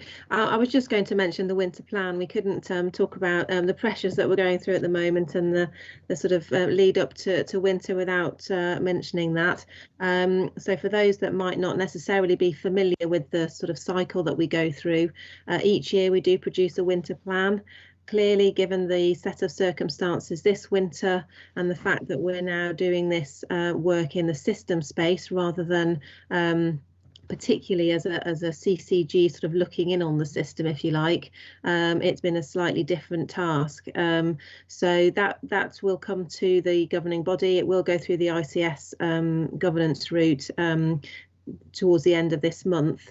Alongside that, we are working flat out on a system surge plan, given our current escalation sort of exacerbated by workforce issues, a resurgence to a degree of COVID, the interplay with our elective recovery position. So alongside that dedicated winter piece, a key strand of that is our system surge plan. As we've done previously in COVID, as we've dealt with those waves, we're utilising that process and that learning in terms of dealing with some of our unprecedented pressures at the moment. So just to flag that for people. Thank you. Adam, did you wish to come back on a point you previously made, or or else? Because yeah, it's just a thought on the increase in ED attendance. I suspect that it's mostly respiratory illness, and that it's mostly catch-up respiratory illnesses that people didn't get over winter because they were isolated, and it might inform the planning if we haven't had some degree of audit breakdown as to what the increased stroke excess was. Is it all respiratory or is it something completely different? Just a thought. Okay, and yeah, Julie, you probably take that in terms of just data capture, whether there's anything forthcoming from that. Sam and I are using that to inform the planning process. That's what we are doing. So, thank you. So, Mark, we've covered a lot of issues there, haven't we? With it, which you would expect to see from quality and performance, really, and you know, some really key subjects to our system, including maternity workforce, the winter planning, the pressures that are there. Is there anything you'd like to sort of take out of some of the comments that you've heard, questions that you've heard, and suggestions? Yeah, if I may, John, just to add a couple of reflections, and please, this is me as one of you, not one of them, whoever they are, if you know what I mean. So I offer this with love in terms of listening into my colleagues, have a conversation. So just to try and answer the questions in turn, I don't think the paper provides the level, or I don't think the paper is structured in a way that it helps us have assurance. There may be assurance in there, but I don't think it's clear enough. And what I would offer, John, is the ICS board is using a chair's report format that I think helps with that. So I suppose my first argument is I think there's some formatting things we can do to help ourselves. So I'll offer that in to the team to see whether or not that's useful. If it is, great. If it's not, that's fine. My second point actually was about the conversation about the people agenda. And I listened with interest about that. I think it's relatively old style to ask Victoria to come and talk to us about what's going on with the people agenda. I really do. I think what we need to do is to debate whether we are keyed in sufficiently into the work of the system people board, and also the work that Zena and I have seen, just as an example, in the last couple of meetings through SOAG at SAF, where they've gone into great depth, for example, about the work they're doing on people. So I think the question's the right question, which is how can we be assured that the people agenda and those particular issues are being covered? I think we need to think about how we go and find some of that. And more than that, actually, how we play into those conversations and report that back here. I think if we sit and expect people just to keep coming to us and telling us, one, we'll get that, but actually what we'll lose is the whole sense of the system working collectively on this stuff, which actually I think would provide more assurance and would be more interesting. So there's a nuance there, John, that I think I'll go away with the team and we'll just think about how we do that. And it may involve Victoria coming, you know, forgive me, it absolutely may. But I just think about, my question then was, well, if there's work going on across the system in other places, how are we keyed into that? And I think a conversation that incorporated our provider partners with that and allowed Zena and I, for example, to provide assurance back from SOAG, that's the System Oversight Group, about what SAF are doing, may well scratch some of the itch of some of the problems. I think there's an interesting question that falls out of that for me, which is who's really thinking about primary care in particular. And I'll extend that just for the basis of the conversation we had into community services. And I think I did agree with that point, that I think there's a bit more that we can do. My final point, John, is I don't think, I suppose a couple of things. Just reflecting on A&E and one or two of the examples, this is a national issue. It's not a local issue. And I think we need to help the governing body when things are national issues to understand what we understand about them and what our local interpretation is of that. Yeah. And Adam's point were well made, but there's actually a ton of evidence around what's going on from a national point of view. And Shropshire, Telford and Wrekin isn't really any particularly different with some of that. So I think we can perhaps offer that in the future. And the other conversation I had with Meredith actually was about, I'll finish with this, the CCG's Quality and Performance Committee actually needs to be the ICS's Quality and Performance Committee. So one of the things, John, we'd like to do is do that work once and arguably report it twice. So one's through the CCG board and one's through the ICS, and we need to work out how we do that. And the point I'm making there is our responsibility in the round, looking at the whole system as a CCG, is exactly the same responsibility in the round that the ICS will need to have. And we've got 6 meetings left of ourselves as we are. So it's a good time. It's a good time to practically transition towards that. So it's a really interesting conversation. I think the conversation was way better than the paper. And that's not being critical. That's a better if conversation. So I think we can do some work on that if that's helpful. That's really helpful. Thank you, Mark. And yeah, I think taking it through in those ways is very positive, and I think moves the whole debate, the whole question, the whole way we work and understand the system around us. I think that's really positive. Claire, I'm very mindful that we have really overshot 2 papers, but I know you're dying to get on to finance, Chair. It was just a very quick comment about the primary care workforce, which reports into the Primary Care Commissioning Committee, of course. And we do need to think about, it also reports into the people board as well. So again, when we're thinking forward about how we're realigning some of those conversations, I just think it's really important to think about how we do the reporting to give the assurance in the right place. So okay. I think that'll feed into those conversations with Mark that you'll be having. Thank you. Thanks very much, Claire. Okay, so the governing body's asked to note for assurance and information the paper that's been presented before us, and I'd just like to, thank you all for such a rich discussion that's arisen from that. Thank you. Okay, if we can move on to the month 4 financial position paper, Claire.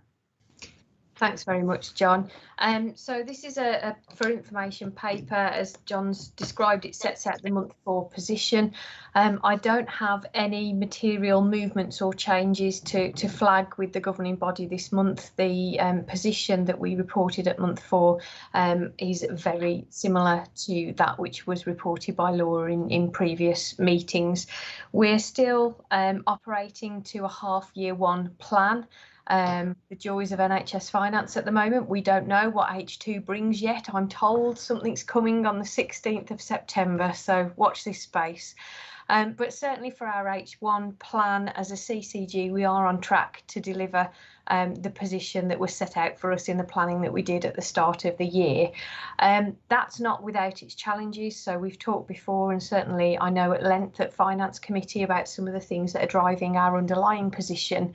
CHC continues to be a concern in terms of the growth there and some of the challenges we're seeing in addressing the backlog of cases and really getting moving on our work on market management.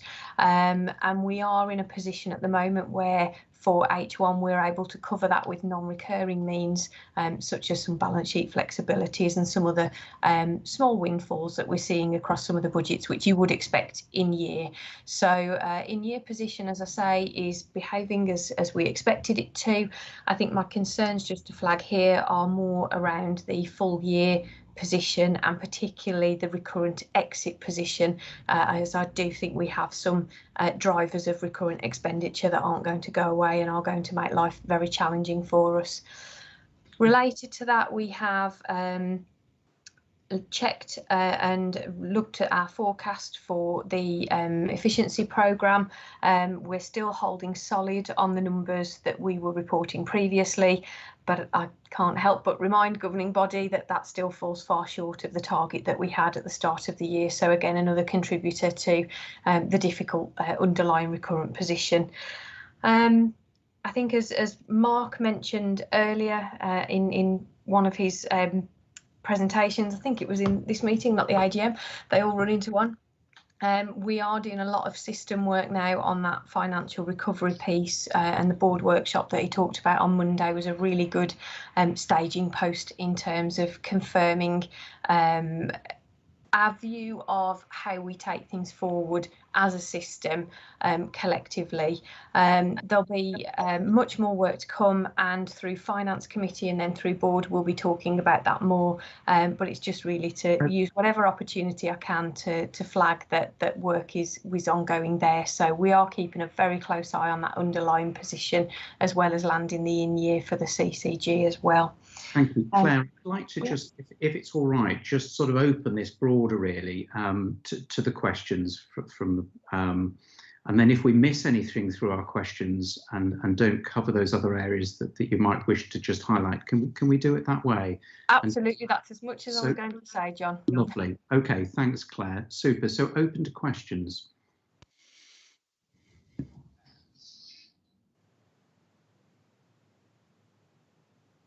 Meredith. Thank you, John. Thank you, Claire. May I just refer you to paragraph 35 in the report, Claire?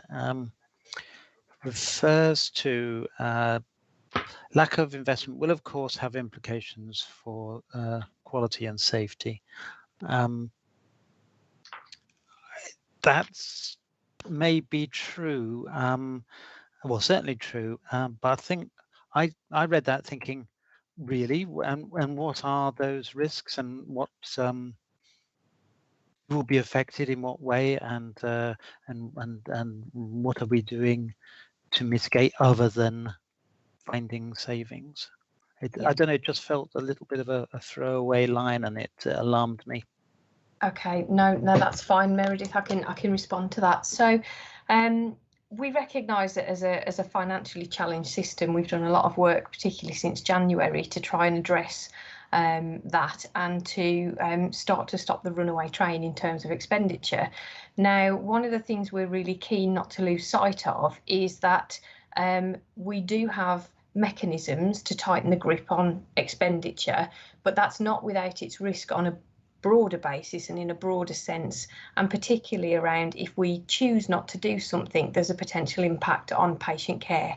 So I think that's the balancing act we're trying to address at the moment, because patient safety and patient care is absolutely paramount in what we do, and certainly is something that we are looking to expand in terms of our current models to make sure that we're finding that delicate balance between financial control and driving quality and safety with the care that the system provides. So we have our existing mechanisms through both the Sustainability Committee and the Investment Panel. We've talked about our triple lock process before, which is very much a judgment and a prioritisation. So if we do have funding we're able to invest, we make sure we're putting that in the right place. I think the final point of your comment is the pertinent bit though, Meredith, which is what happens when all the transformation work that you're doing doesn't get you to a point where you can generate sufficient funding to deliver all of the priorities that you've got. And certainly that's something that's subject of quite a live debate at the moment across the system, and I know is very close to John's heart as chair of the investment panel, because we have to make sure that we continue to not just deliver the services that we have, but also develop them to ensure that quality and safety. So I don't have a sort of magic list and pro forma that describes every single action, but I can give assurance to the board that that's very live in our thinking and something that we're looking at to make sure that we can protect that position. Thank you, Claire. I completely understand the words and the rationale. I suppose it's just somewhere along the line. Does it mean that you will be, well, not you, but the executives will be coming to the governing body to say, well, we weren't able to find the money. That means these things are going to have to be cut? I think there will be a time and a place for that. I think the phrase cut is probably a difficult one. We're certainly not looking to cut as a result of not finding the efficiencies. I think this is more about how we encourage ourselves and system partners to think more creatively about how we're creating the financial headroom to do what we need to do. And I think that's a maturing conversation that we need to have in the system, because that's not one that we've been having previously. Thank you, Claire. Thank you. Mike. Thank you. Really interesting. Thank you, Meredith. That hasn't helped me raise my concerns, but it has brought on other things.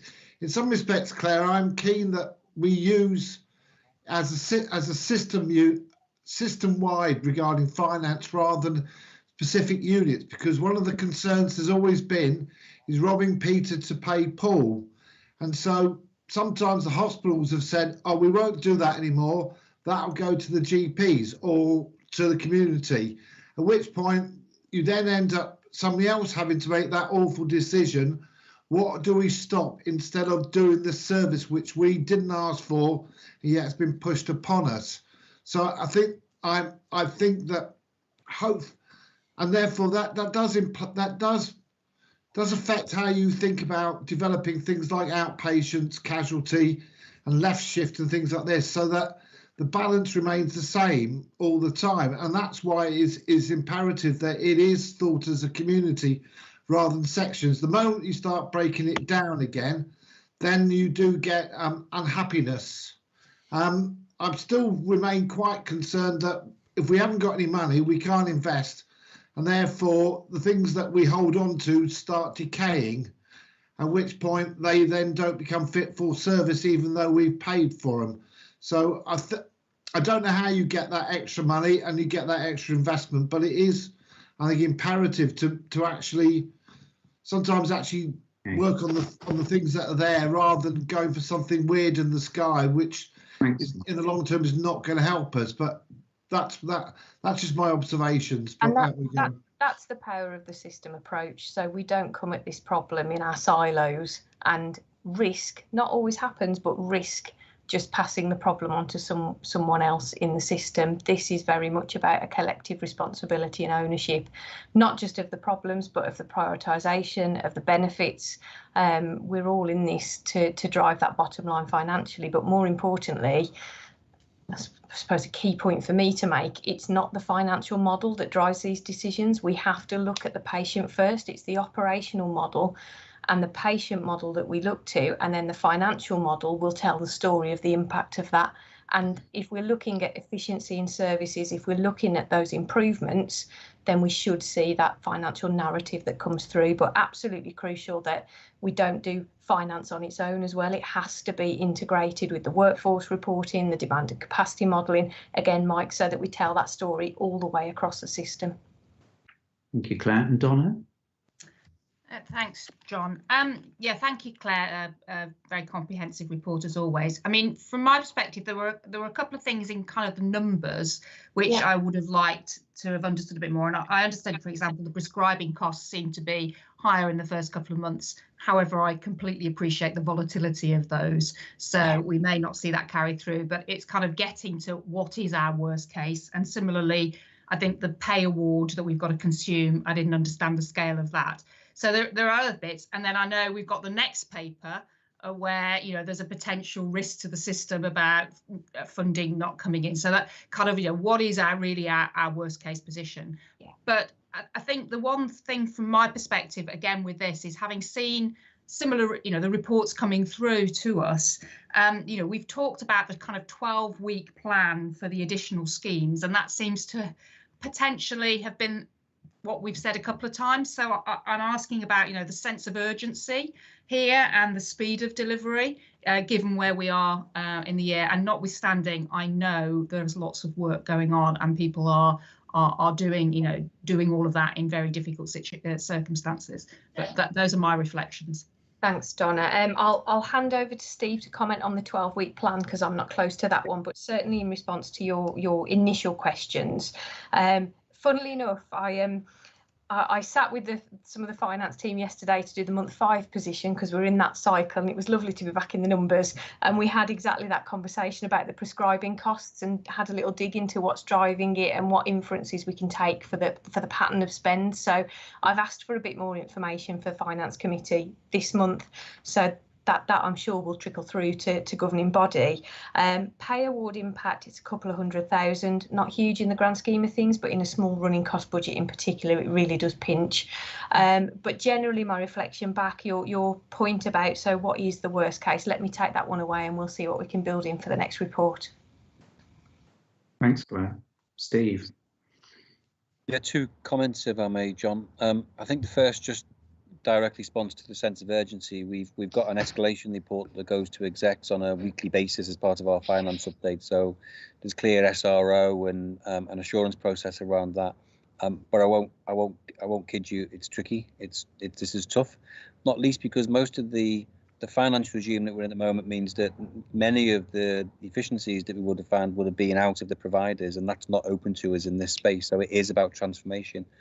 And then I was really looking at that sentence because I think I might have approved that bit or even provided that bit, Claire. So sorry you got landed with that. But I think being in a triple lock is actually incredibly helpful for the system because if I think about the Section 31 response, so the top end of the pipeline before young people go into Tier 4 beds, only a couple of months ago we were full. We were at full capacity with a young person in our 136 suite, and we had four or five young people in on our adult acute wards, getting good care but not the ideal location. In days gone by, we probably would have invested a lot more money into beds as a solution in the short term, and we haven't been able to do that because of the triple lock. And actually, that's forced a mindset shift, because when we then couple that with the learning that we're doing from the reviews, we miss lots of opportunities to do stuff earlier, which is that left shift bit. So I really welcome the triple lock because actually it's driving some of the improvements and transformation that we really need to see to stop the escalation up to the top end of the pipeline. So it is tricky, but I think we're beginning to see some good outputs from that process in some of our transformation areas. Thank you, Steve. And Mark, similar to really the last paper in the sense, we have those subjects that, challenges that we face that we're starting to address in a system level. Is there anything you want to sort of? No, it's a good question, John. It's a good paper, and we're very lucky to have Claire and team are highly skilled at what they do. A big part of Claire's responsibility is actually leading the other directors of finance, and I choose those words carefully, that not just the coordination but the leading of that group, and in the way that I'm responsible for leading the chief executives into this. And I'm really proud to say that we don't have and Steve just called it out, we don't have some of the ridiculous contract conversations and gaming that I've got loads of skills in it, like Claire has, because we were brought up doing it against each other. I mean, bonkers. We just don't do that anymore. And what we are doing, actually, and Steve was right, we're focusing on the right questions, which is how do we drive value for money for the taxpayer and deliver great patient care? And I think we should be really proud of our contribution as a CCG to that work. Absolutely right. Now, Donna's points were really well made, which is there is no lack of appetite and an interest in terms of trying to go faster and trying to be bolder. And I don't mean stupid. I mean, we can all see them. There's still areas where we've got, poor quality and high cost. And just to link it back, John, to our first conversation, we've got areas of service, and Steve talked about a couple. Eating disorders would be a good example, Steve, wouldn't it, of significant national recruitment problems, and we end up with a premium cost to the taxpayer actually for a service that isn't as good as we'd like. So as Claire always points out to us, finance directors can only add it up, they don't necessarily spend it, and so those conversations in the round are really important. So I think we're on the right path, and we need to continue to play our part. And thank you to everybody for what we've been doing so far. Thanks, Mark. I think I'm going to wrap this up at this point. I'm mindful that, yes, all the conversation is important, but we have a lot of important conversations still to have. And so I'd like to note that the governing body here is asked to note the information contained in this report and the continued need to focus efforts on delivery of the 3% recurrent efficiency target in order to meet the requirements of the sustainability plan. And thank you all for your contribution to this discussion. Thank you. Okay. If we could now move into the next paper, which is the titled the Restoration and Recovery Update. Julie, if you'd like to start with just a brief pointer to those key elements that you'd like to bring out, and then if we can rapidly move into discussion, that would be great. Yeah, of course, I will. I just wanted to update the governing body on a couple of developments since writing the paper with regard to the update of the forecasting of the elective recovery framework funding. That is that based on that important month 5 forecast that Claire's just mentioned, it does look like we have hit our 80% target for June by the skin of our teeth. However, I just want to point out to colleagues that still means that we actually don't get any elective recovery framework funding, because we get that funding for everything we do over and above the threshold. Not achieving it doesn't actually trigger that. So, for example, in April, the target was 70%, we actually hit 79%, so we get 9% of that funding coming down from that framework. So that's how it works. So we hit the target, but that doesn't entitle us to any more money, unfortunately. And the other thing that we mentioned in there is about we've needed to adjust our baseline because of the transfer of the neurology service effectively out of our system into the Wolverhampton system. Again, we heard this morning that baseline change has been accepted from May, and what that means is that in effect that kind of lowers our threshold a little bit, so we're hoping that we might get a little bit more money in May, and that might even trigger a little bit of a payment in June. I just also wanted to remind governing body members that the agreement of the funding remains 3 months in arrears, which is quite unhelpful. So we won't actually be advised of June's any actual payments until the end of September. Then the only other point I just wanted to raise was that, as we know, the changing of the target to 95% in July has really hit our system hard and other systems. Again, we're not on our own. BSOL are certainly feeling the pinch as well in terms of their elective recovery and access to the recovery funding. So we continue to work with our regulator colleagues on that. But rest assured that the system is doing all it can to improve its forecast and its H2 planning for the second half of the year. We are looking to have that draft plan in place in time for the guidance being published on the 16th of September. So then we can very quickly assess our revised plans, ensure that it meets the guidance, and then we'll be able to work and develop that more closely. And then finally, just we had a call with NHSEI regarding our elective recovery. And again, just to give Governing Bob some degree of assurance that whilst we do remain an outlier on our elective inpatient recovery, again, because of some of the workforce and theatre staffing points that we've mentioned earlier, with regard to everything else, we are very much in line with the rest of the region on our recovery, and they have acknowledged the efforts that the system is making despite some of its challenges. So I just wanted to add those updates and broader context, then happy to take any questions. Thank you, Julie. Open to discussion. So Liz. Hi, Liz. Hi, thank you, Julie. It's just a comment really around the paper, and it's about probably the conversations we've been having through the meeting. I understand the report focuses on whether we're achieving against a set plan and on the revenue thresholds. Yeah. But for me, forgive me, I can't remember what the plan was in terms of numbers, and I couldn't read the numbers in the charts within the report. And I suppose for me, I'm wanting to understand the impact of elective recovery on patients, understand the numbers involved, and also understand whether there's any disproportionate effect on particular groups within our population, the inequalities question. So I know the purpose of the report was to tell us how we're going against the plan, but in a sense I wanted to understand a bit more about the impact on our patients and whether that can be brought in at a future report. I would be grateful for that. Thanks, Liz. In terms of, I realised, obviously, when I submitted the paper, I only realised when I read through the papers last night that you can see the numbers in the second set of graphs, but not the first. I don't know what's happened there, so apologies. I'll sort that out with our admin and make sure that's recirculated to committee to board members so they can see the numbers, but make sure we check that next time. With regards to the outcomes and the inequalities, one of the key gateway criteria is inequalities, and that is the one that I have to say at the moment is the one that we've only partially met. but I'm pleased to say we have made some significant progress in doing that, and we will bring an update on that to the next governing body meeting, because I think it's at this point it's been about establishing baselines and checking where we are and then agreeing our actions. We'll start to see the benefit of that and be able to report that from the next report. So it's a really good question and points, Liz, and rest assured it will be in future updates. Thanks, Julie. Thank you, Liz.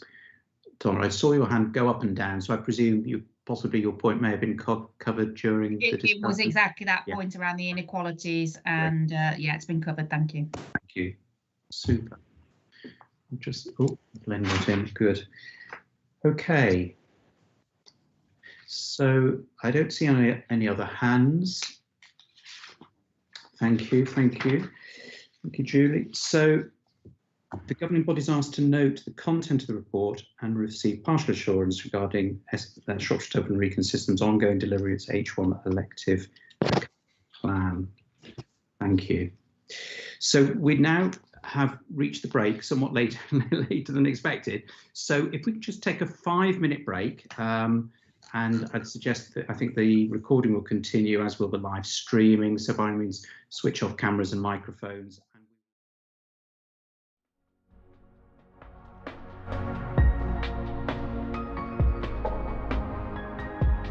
Close my eyes and I see. I close my eyes.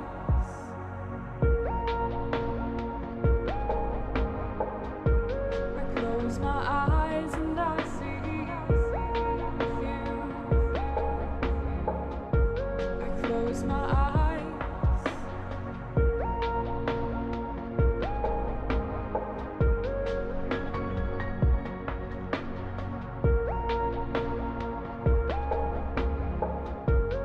Close my eyes.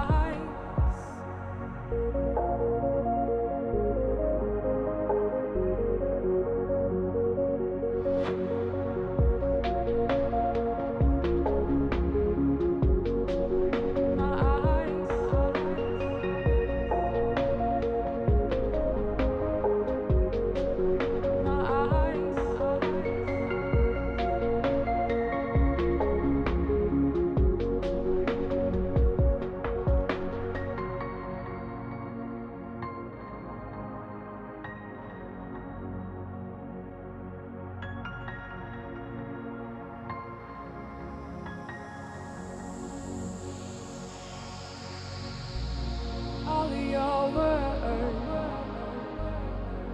the way you looked at me made what I heard play in my ears like a melody. But I've got voices in my head telling me it's too good to be true. When I'm lying in my bed, I close my eyes and I see.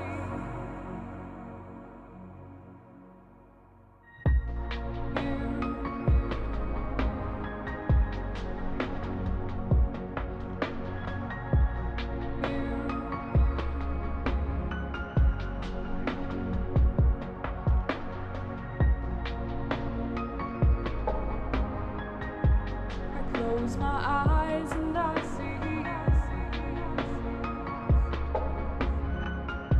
I close my eyes.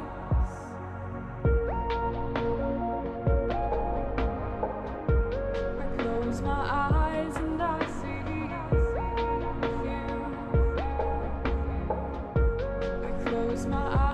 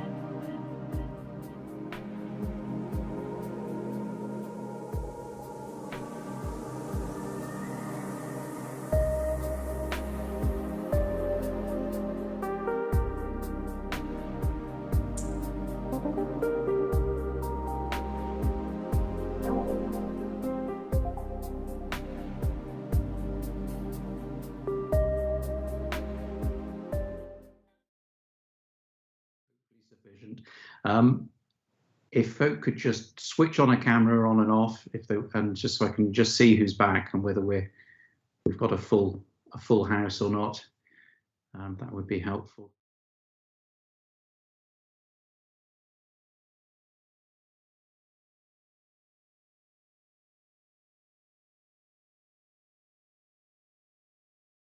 Okay, great. Mark, thank you. So the next item on the agenda is an update on the integrated care system.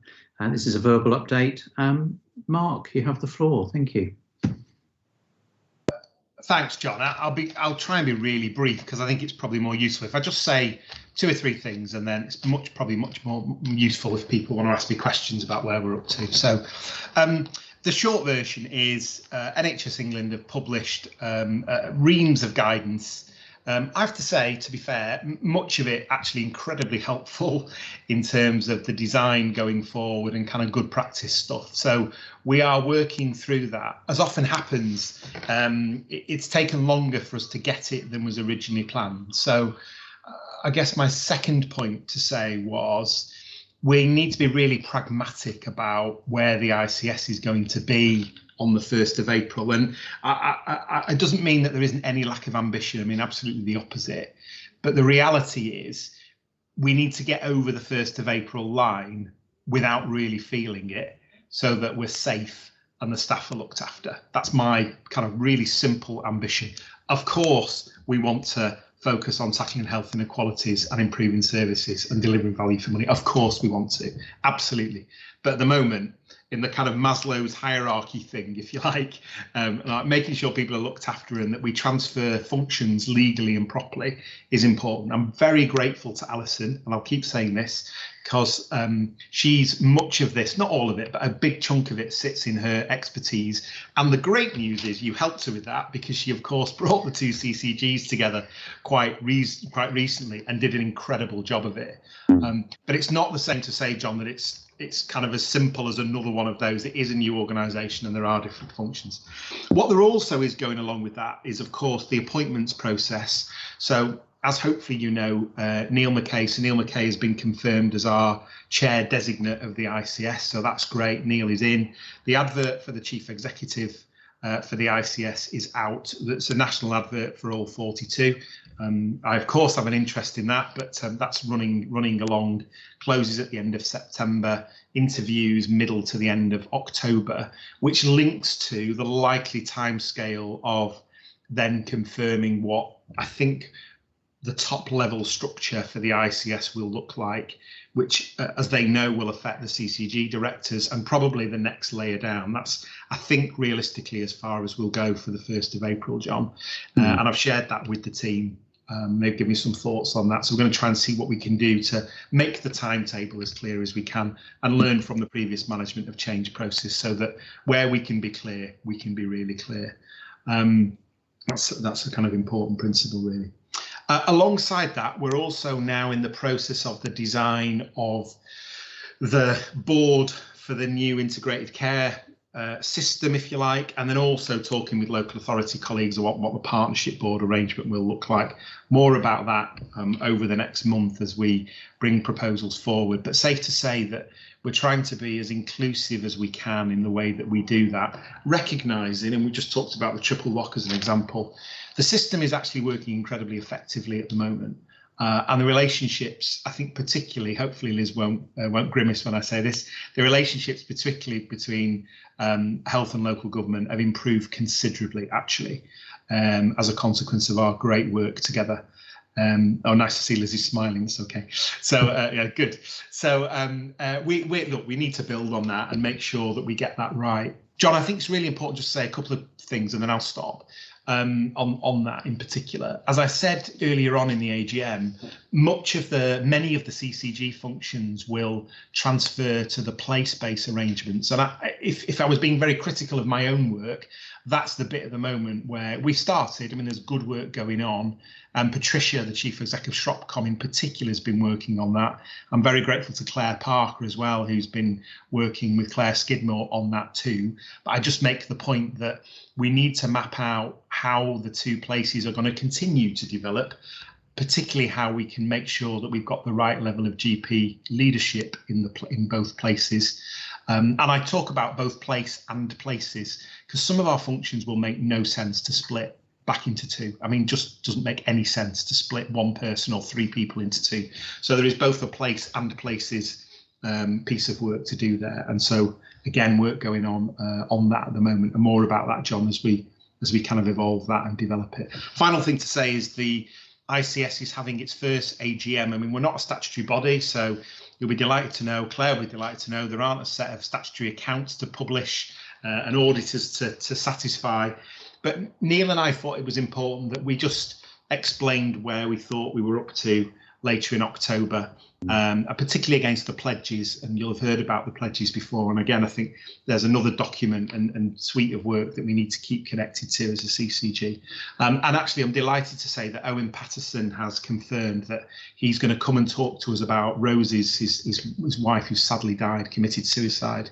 He's going to come and talk to us about Rose's story. So there'll be a focus in the AGM on the zero suicide work, and was really trying to focus on that for the next period across the whole health system, so that we think about that. And it links back to my earlier points about looking after our people. It's all connected, of course. So John, I'll stop there if that's okay. Happy to take questions or comments in terms of where we're up to. Really excellent, Mark. A recurrent question really has been for the last 6 months is, for those that are not necessarily present on all the ICS committees or boards or what have you, as to that feeling of wanting to have that sort of knowledge, understanding, sense of where things are. So that's really helpful, and hopefully this can be a standing feature really for our governing board meetings over our remaining 6 months, Mark, because this is invaluable really in knowing our place in this ICS. We are the ICS, I get that. Exactly, John, you sum it up so well. I mean, I said this to the staff on the huddle this week. We are the ICS, actually, it's us. There isn't, forgive me, there really isn't another group of people in another room designing this thing. It's us, and it's the people on this screen that are doing it. So absolutely right that we talk that through and think that through and make sure that people are involved and engaged. Thanks. And Meredith. Thank you, John. Thanks, Mark. Very, very helpful and informative. Because you have this joint role, it puts you in a very good position. But I wonder if we might capitalise on it. So being in the right place at the right time and having that conversation and that input is so vital. But it's not always apparent where that conversation is going to be on any given day. So would you just have it in the back of your mind to tip us off where you think, oh, I know for a fact that something's going on Thursday next week at 9 o'clock, and for example, Meredith might be really interested in that, or he might have something to contribute to that. I'll let him know about it. Now, obviously, you can't look after all of our diaries. I understand that, but if you can just kind of help us in that regard, then that would be, we all want to make a positive contribution. So being tipped to wink now and then would be really helpful. Thank you. Yeah, happy to do that, and I can probably do that with a bit of structure, Meredith. So I think there's a calendar, if you like, a leaders calendar that's being developed. There are various events. One of the key things we're just putting in the diary actually is Neil and I are really keen to do a kind of all non-executive board members, lay members, chairs of council of governors, local authority elected members session, probably 3 times a year to bring that community together. And I know you'll know some of those people. For example, the people involved in the sustainability committee are beginning to get to know their colleagues in other places. But as an example, that's going to be a useful forum. And then the other thing actually that I just build on, John, if I may, is one of the things John and I have begun to talk about, and I've begun to talk about with the team is, and I'll keep saying this, 29 weeks, 6 meetings of the CCG governing body. It doesn't have focused the mind, and that's assuming, John, that we've got 6, not 5. Might try and persuade you of 5, but we'll see. But 6 meetings is actually, for example, of the CCG committee work and those work programmes, where's that going to sit? And actually, can we start to, whilst absolutely fulfilling our statutory duties, we must do that. How can we start to morph that into, in effect, ICS work? At the worst case scenario, doing the work once and reporting it twice. And Meredith and I had a conversation about that this week with some stuff.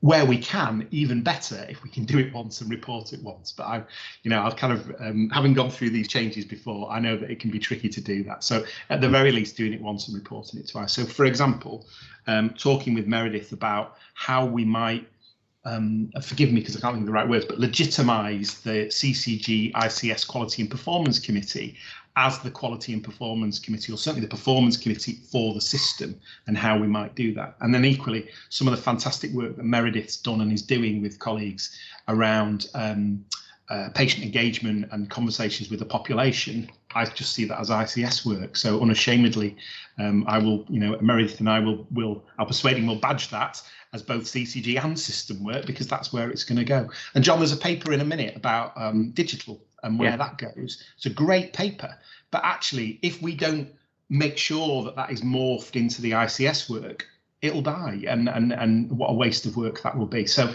almost now with each of our work items, how that fits in with the broader context is going to be key. And then that's my point about the 1st of April thing being a date rather than a cliff edge. I mean, that's the kind of, that'll be a measure of our success. Thank you, Mark. And Mike. Afternoon. Unfortunately, I'm going to have to take the alternative tack and say that I don't know if I feel that I'm actually involved in the ICS at all. I'm not sure I know what my duties were, which are the CCGs and which are going into the ICS.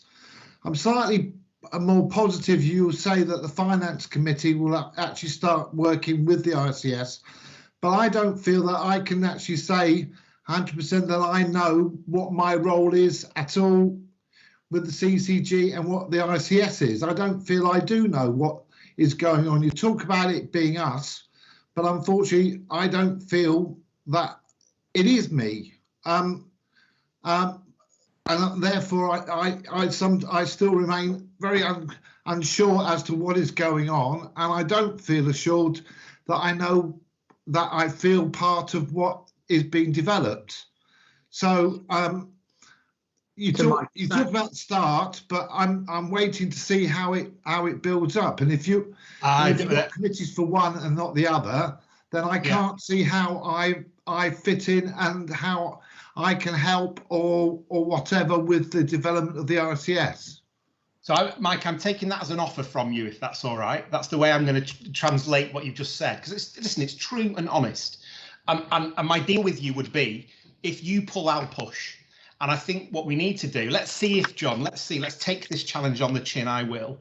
Let's see if by the next governing body, I can make Mike feel more connected to it. Because you use the word feel quite a lot, Mike, which is the right word. Can we make you feel more connected to it? I genuinely mean that in terms of, and John and I have begun to talk about this. If I was a governing body GP, as an example, I think my point would probably be the same as yours at the moment. My answer to that simply is the place work is probably it. It's just emerging. What do I mean by that? Management speak for, we're just starting to do it. So there isn't a whole load of stuff going on that you've been excluded from. This is the moment to get on the bus as it goes past. So Mike, let's see if I can invite you on the bus, and let's see if we can co-create that together. But it's a really good, I'm not hearing skepticism from you. I'm hearing that you don't feel engaged and involved in it and understanding of it. And I'd be pleased to pick that up with you and some of the other governing body members as well. It's a reasonable emotion, I think. Is that helpful, Mike? I have offered before and no one's ever got back to me. So if this, I understand the guidance, it's now changing. So therefore we might have a bit more of a clue what's going on. But the answer is yes. You've got me on a Wednesday. You pay me for the Wednesday. I'm happy to do what is available on that day, which I've said all along. So I take that as a positive. And yes, I think a lot of us would like to feel more involved. Thank you. Brilliant. Thank you. Thank you. It's really helpful. And thank you for your honesty. Excellent. So you've now got a queue of people wanting jobs. So Jeff. Yeah, I'm not actually looking for a job. So. But what I was going to just say is clearly we have got, as Mark's already alluded to, a lot of experience of committees in common, and I think we're certainly through the change curve on those, having done them for a good part of last year. I think what would be helpful, Mark, is what you articulated was probably a different mindset and a different perspective or focus from traditionally what governance has been in place for the CCG to what you're looking for or what the vision is for the ICS.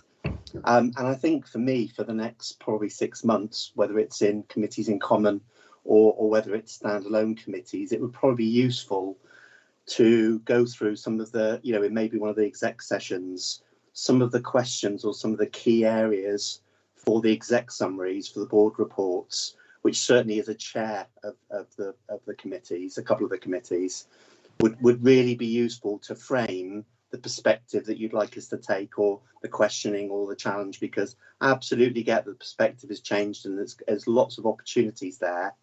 But I think the governance and the processes that are currently in place tend us towards the way that we've always done it and the traditional levels of governance that, but maybe for the sake of some questions on the exec summary would really help us add some value for the next 30 weeks or so. Yeah, Jeff, that's really practical and pragmatic of you, and thank you. It's really helpful. And you are you are involved, aren't you? Because I see you at the Sustainability Committee and you know, very much involved in that. So thank you. That's really helpful. We are unashamedly, John, going to make this up together. We're going to do it legally and properly and safely, but we are going to make it up together. And that's the journey I'm inviting people on. Really, it would be wrong if you had the impression that me or anybody else has got a playbook for this that I'm just not sharing. It really isn't like that. We've got some experience and expertise, not least in the CCG, in terms of how to do some of this. So I'm sure we can pick that up. So thank you. Wonderful. Thanks very much, Mark. Thank you, everybody. Okay, so moving on, Steve. Steve James, actually you've got Claire's name against it, but so I'm not sure which one of you will take this, but this is next, the digital strategy, and it says our digital and IT strategy, so I'm waiting with interest as to how much this is the ICS digital strategy or the CCG digital strategy or how they link in, but without going through the entire presentation, a very brief introduction, and then we'll open this up to discussion, please. No worries, you've got a very quick double act from the two of us, John. So we've talked to the governing body previously about our work on IT and our desire to formalise some of the things that we're doing. One of the gaps that we've had, both as two individual CCGs and now as one, is we've never articulated our strategy. So this is, I'm really excited actually to present it because it's been a long time in the making, but this is our digital strategy. Now, absolutely, as Mark recognises, we do not operate in a bubble or in a silo. So this has been developed very much as part of our wider system conversations. So we've got a strategy that we can call our own as Commissioner at the moment, and particularly focusing on what we need to do to support primary care. But this is one moving part of the wider system piece as that develops alongside us. So please don't see this as our attempt to break away. This is actually a really nice moving part from the bigger picture.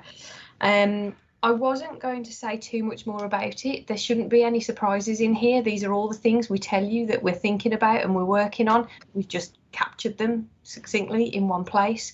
And just to reference the fact that I am conscious that we've had national guidance out in the last week or so around digital. It's sod's law. It always comes just as you're finalising what you're doing. But the really reassuring thing is that that is fully in line with the messaging that we've got in here. There's nothing in this strategy that works at odds with that national piece that's come through. So again, as we work further with Rebecca Gallimore and system colleagues, any future iterations of an integrated commissioning board strategy will encompass any language or thoughts that comes through there, but certainly wouldn't be looking materially different. Steve, is there anything else that you wanted to add in particular on this one? Just to echo some of the things that you said, Claire. I mean, reflecting back the last time we did a strategy, it was the local digital roadmap back in 2017, which was a CCG owned strategy which covered the system. We've tried to rewrite that on several attempts since, Now we've got to the point where the ICS is in motion, writing a strategy, and we were at the same time. So hopefully they will be closely aligned. I'm sure they'll be closely aligned. I think the CCG ones, although it contains a lot of system-wide information in there and strategy within it, our own is very strategically relevant in terms of the corporate body. If we're going to morph into the ICS corporate body, then that part of the strategy is relevant, and certainly the part aligned to primary care will remain relevant moving forward. And yes, just to echo, and I'm sure this is going to become a large part of the ICS strategy over the next few months as we become the ICS. And just to echo, yes, NHSX's national digital strategy came out the day after we signed this off, and all their priorities. Fortunately, on reading through it, we seem to have picked everything up. I don't think we're missing anything or nothing significant. We're not. Thank you, Steve. Thanks, Claire. Okay, so just opening up to discussion, really. Thank you, Mike. Thank you. I thought it was quite well written. I didn't have anything that I thought was contentious. The only problem I've got is hospitals. One of the issues that we have is still about what digital records they use in hospitals, which only just seems to be starting.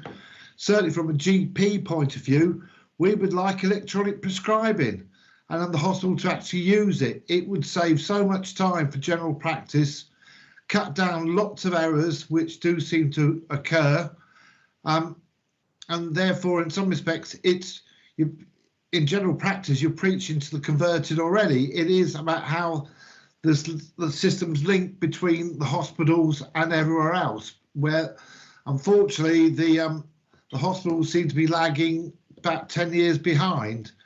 And I think the first thing that I would ask, even if we can't guarantee how they're doing with computerized records, is EPS, to see if they can actually do that, because that would actually be really beneficial for everyone, not just us.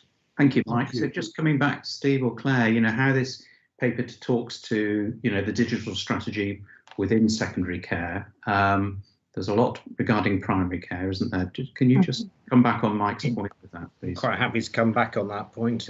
Certainly, I mean, prescribing is a significant quality and safety issue, which is prone to errors where we go between primary and secondary care, and having electronic prescribing in secondary care would be of great benefit all round.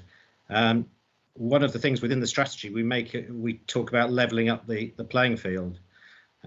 We do need to bring the maturity up of some of the other providers. They need new systems, they need new patient administration systems before they can think about prescribing systems, and then they'll have the electronic prescribing. So there is a big there's a big thrust within the system discussions about bringing people up, so we get everything level to move forward. Okay. And the integrated care record is part of that levelling up process. Yeah, thanks, Steve. And if I can bring in Liz there. Oh, just on mute, Liz, still. Sorry. You're not charging me like other groups, hopefully. Oh, really? Oh, okay. You're not that desperate. No, good. Captain's bunker or something, is it? Right, okay. Yeah, just a point from me. I mean, great system work in terms of pulling this strategy together, guys. I did note that you have stressed digital first does not mean digital only. And I think in particular in terms of patient access to primary care, there is a need that we don't just think of it as an online and digital only. And I'm just thinking of the inequalities agenda and the digital exclusion agenda here, and how, I mean, you have described this, but I wanted to reiterate the need for a blended model.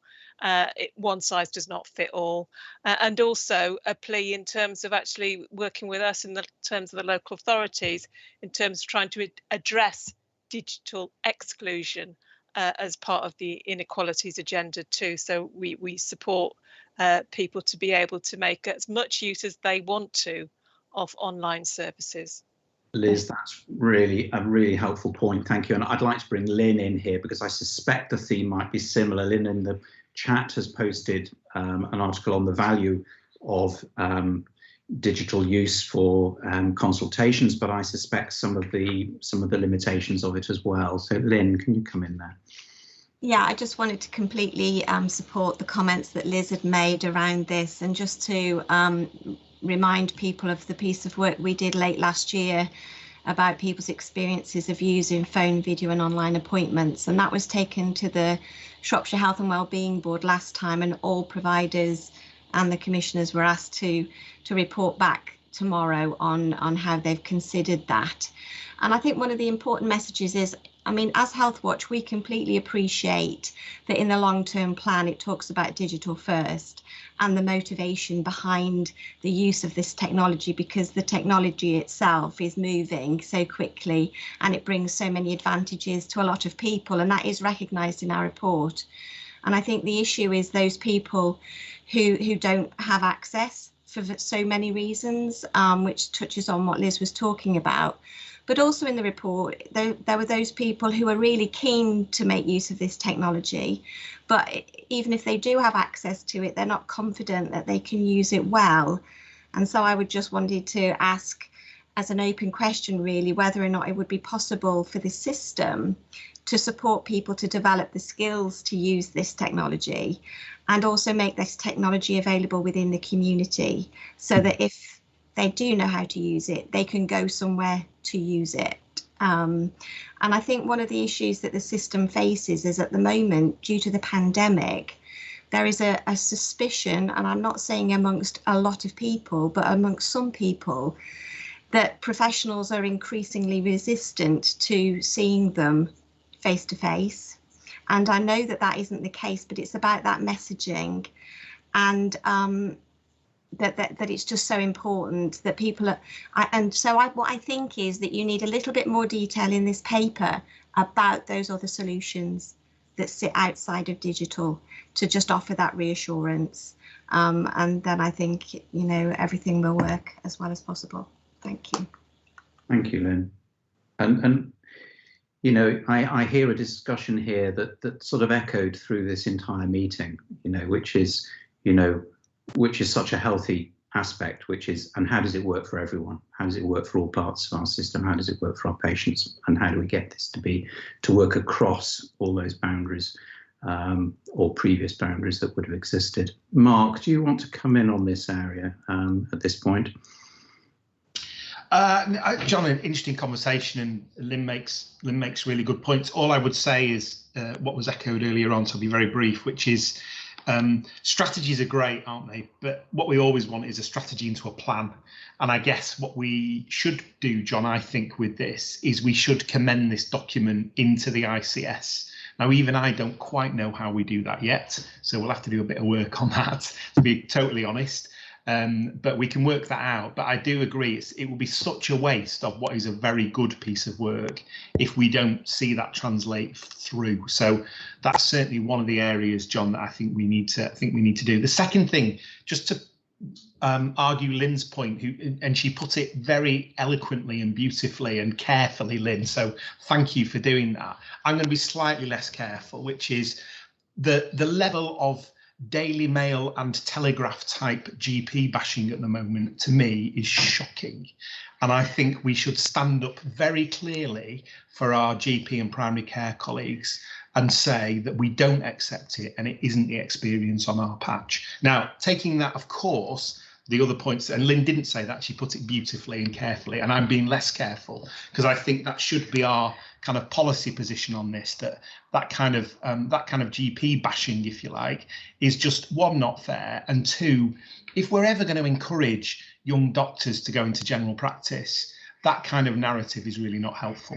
So I'm just make that point, John, at this point in the meeting, really. And I think the CCG and the system needs to have a strong view on that, whilst at the same time taking Lynn's point, it's absolutely well made about making sure that all of our patients can access all of our services in the way that they want to do it. So that would be my comments. But I think the strategy is excellent. Thank you, Mark. And a clear steer of digital first does not mean digital only. Thank you, Steve. I mean, just to come 2 or 3 comments just coming back on that. I mean, one in terms of reassurance about digital exclusion. It may not come through in the strategy, but it's certainly high on the agenda right across the system. So it's not something that the digital teams are forgetting about at any time. I can assure you of that. I'd also like to acknowledge that some of the work that was rushed in COVID with video and online consultations has turned out to not be perfect, and we've gone away. We're trying to look at the solutions that have been provided, what seems to work well from both the clinician's perspective and also the patient's perspective, and re-procure that before the end of this year, so we make it a better experience all round.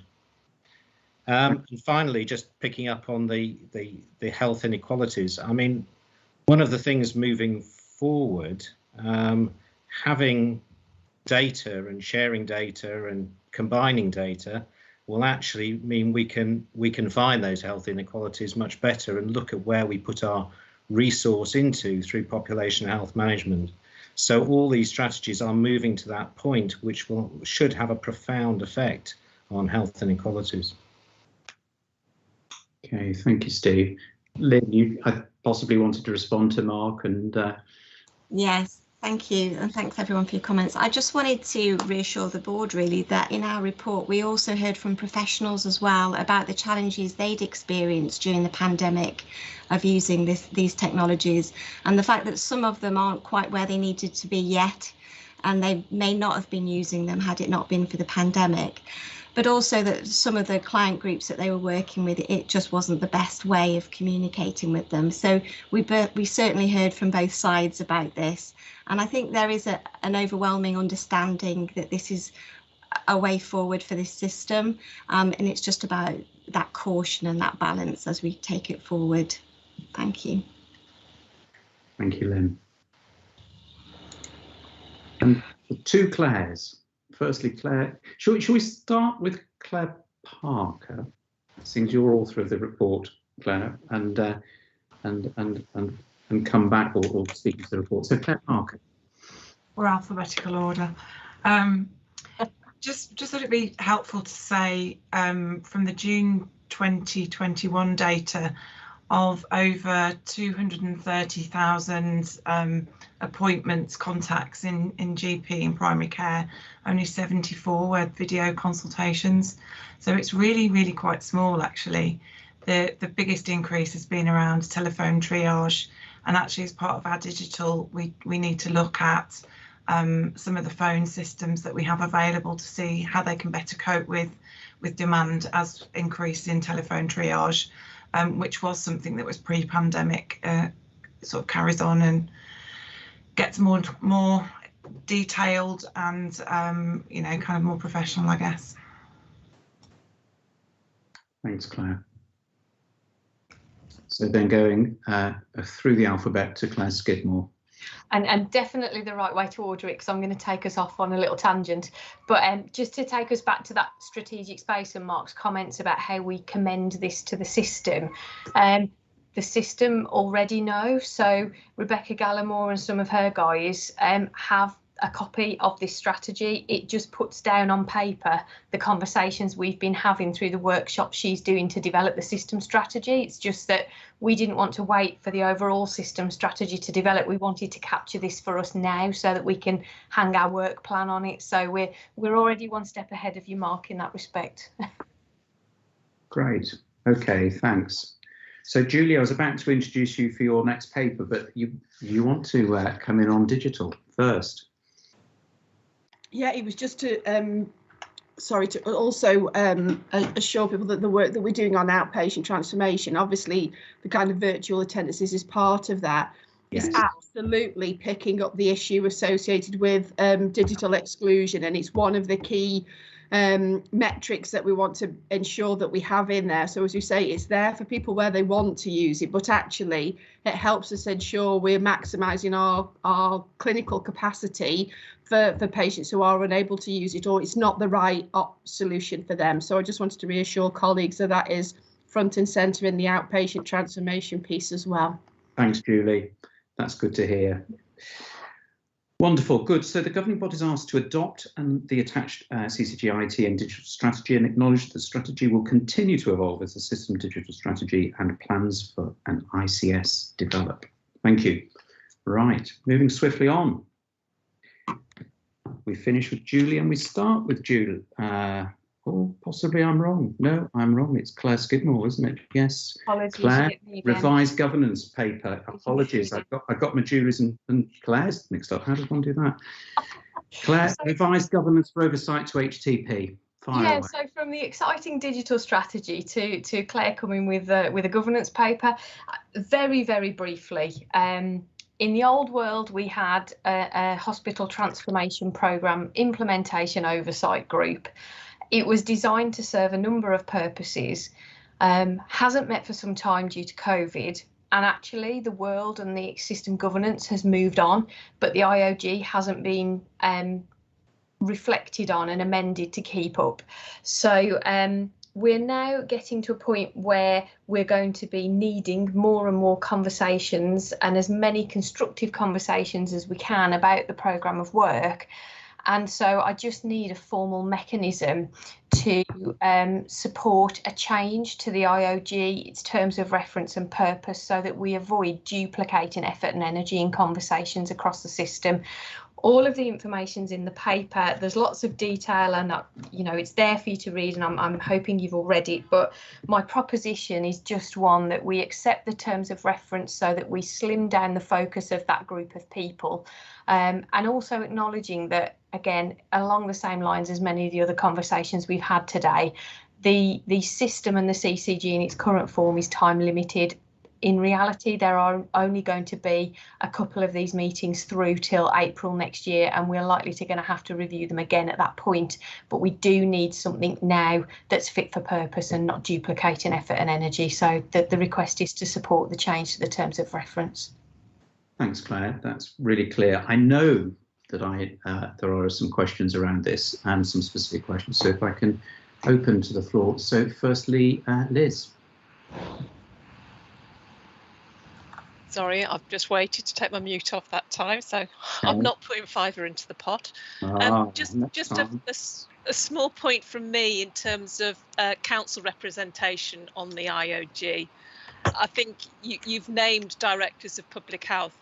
I've always been very clear that yes, I have been the representative of the council, but not in my director of public health hat role necessarily. So if that could be amended, I'm sure you'll end up with me. There was a version somewhere, Liz, where it had been, so I apologise. That's chopped off. But yeah, very valid point. It's the same for Rachel as well. I know that for sure. So I will make sure that goes in. Thank you. Thank you. And Audrey. Oh, lovely. Thanks, John. I just was wondering, as I was reading the paper, how was there oversight for the board with regard to HTP? Obviously, when this group hadn't met for some time, it didn't exactly say how long, as the stakeholders hadn't got together, and I just wondered, yeah, exactly, how did that happen, and where was the oversight? So there were two factors that contributed to the group not meeting. One was COVID hit and everything got locked down, so that changed the profile of what we were doing anyway. And second was that the programme itself went quiet at SAF. So certainly for the last few months, where SAF have now brought in some external support to help develop the outline case and the propositions moving forward, that's where we've really identified the need to reinstate some form of communication, conversation, oversight of the programme, because actually, whereas it went quiet for a while, now that it's up and running again, we do need to make sure that we're allowing space for those conversations and for that scrutiny. So yeah, nothing weird and wonderful, just a product of the timing of COVID and the fact that the programme itself went quiet and there wasn't actually a lot to talk about. Okay, that's more reassuring. Thank you. Donna? Yeah, it's fundamentally agreement with all the changes. I just think I noticed, and apologies if I've missed something in the paper, but there doesn't seem to be a sort of primary care representative in the new membership, and I don't know whether that was something that might be valuable. The membership at the moment is focused on partners who would take a sort of oversight or assurance role, so predominantly commissioners, local authorities and their equivalents in Wales as well. I've deliberately taken out provider representatives, so we have primary care in the sense of the CCG as part of that forum and its commissioner role. But I've deliberately taken out providers because those conversations are happening at the programme board itself, where we've got Deborah Shepherd sits on there and a couple of other clinicians, but actually in the working groups, because the effort and energy around primary care is in the specifications, in how the transformation programme will change services and the interrelationships there. So yeah, not to overburden primary care colleagues really. Yeah, and it wasn't as them in their provider role, it was as a clinical commissioner role, but I can appreciate what you're saying, Glenn. John, if I may just offer just to call that out slightly more clearly, if I may. Claire's made the point well, but just to call it out. What has happened, which is really helpful and credit to them, is that SATH are now operating in effect on behalf of the system with this work, with a system-based working group working on it, which has got really good representation on it. So I shall share with you that Claire and I have gone round the houses with this in terms of, I've not been totally convinced, I am now by the way, I've not been totally convinced we needed this group, because in my view it was being picked up by the SATH work on behalf of the system, which is linking into the ICS board. Claire has persuaded me, and quite rightly so, I'm totally taken with it, that we are missing something by not doing this in the way that she says. So just to call out that this isn't the engine room for the process, that's elsewhere, and actually I'd be really pleased to say is actually working really well with some real energy, and the outputs that we're seeing, and Claire's one of our representatives on that group, the output that we're seeing from that work is much better than the kind of work we'd seen before. So this is a good example of Claire and I can give you assurance that the work is going on well in another place. This absolutely, I do agree with Claire about this paper. It kind of closes things off in terms of making sure that we're closing the loop really. So hopefully, John, that's just helpful in terms of just giving the position of where this group would fit. Thank you, Mark. And Adam? That covers the main bits of what I wanted to look at, I think. My first thought was, I can see what the new proposal is. I may have failed to read the bit that showed me what the current terms of reference are, and it's a bit, if I failed to read it, my apologies. If it's not there, then knowing what the changes are becomes a bit difficult. You may have dropped and off the other bit then is Adam, but it's at the back of the paper. Say again? It's at the back of the paper, but you may. Oh, is it further back? Yeah. The other bit was just with the average overspend on infrastructure projects being 78%, and the risk of this sucking all the money we don't have out of the system, the bit about whether other bits of the system have adequate visibility and input into the process, which you've largely covered in the discussion today. Okay, thanks, Adam. And Meredith. Thank you, John. Thanks, Claire. Yeah, actually, in the course of the discussion, my queries have been ironed out, so that's great. I did just want to say I really can't see how COVID could have got in the way of a group meeting, since we've all been in hundreds of meetings in the last 18 months. But however, that's a minor point. Thank you. I'm in support of the proposal anyway. Thank you. Thanks, Meredith. And Lynn. I just wanted to, as the representative from Health Watch Shropshire, say how pleased we are that this group is going to be reinstigated, because we were very conscious that we'd been involved in this probably since the beginning, or at least since we were established in 2013. And we were heavily involved in the initial consultation with the public. And so it's really great that we'll have an opportunity to be at the table and hearing the progress being made against this, but also highlighting the importance of timely communication with the public, because I do think a lot of them will think that it has disappeared off the radar and never to be seen again, but I know that that's not the case. Right, thank you, Lynn, and that I think that really underlines the point that, you know, it was worth Claire persuading Mark. And Mark, would you like a final word on this?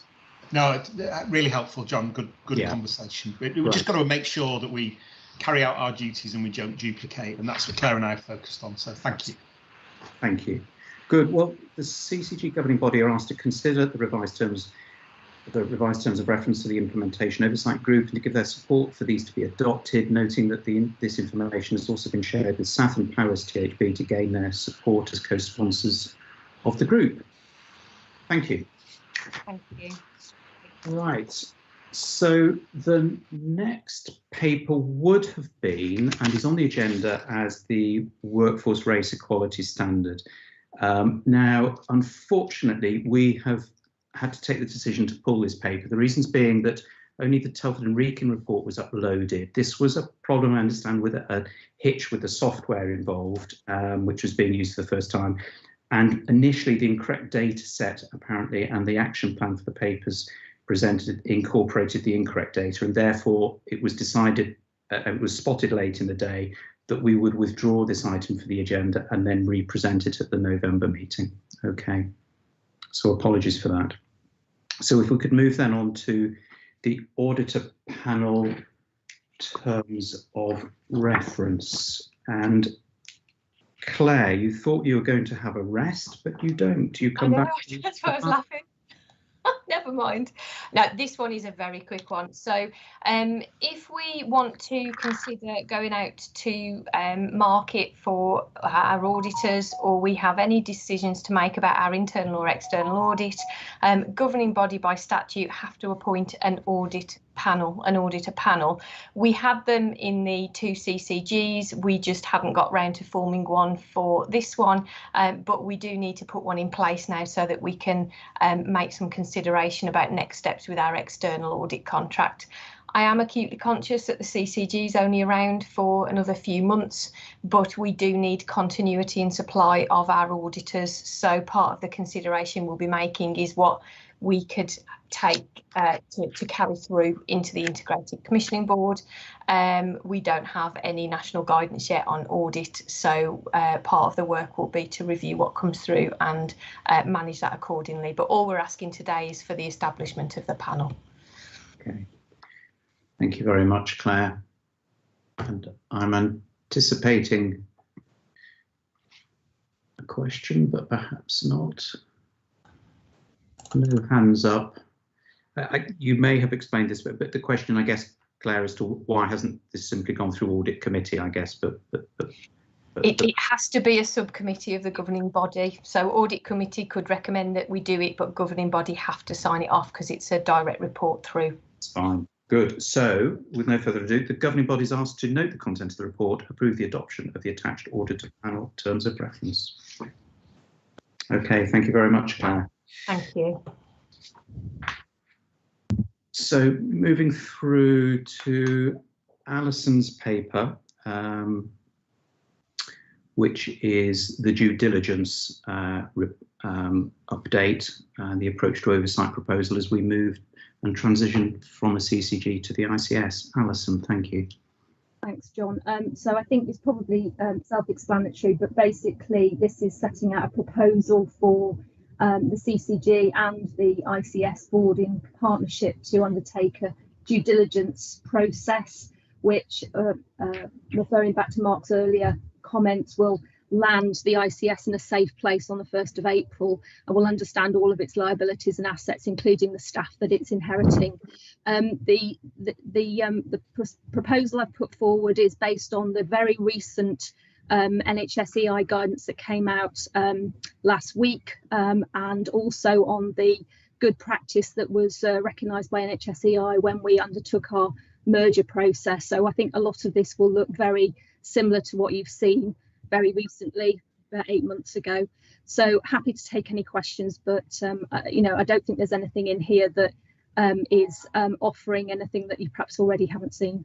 Okay.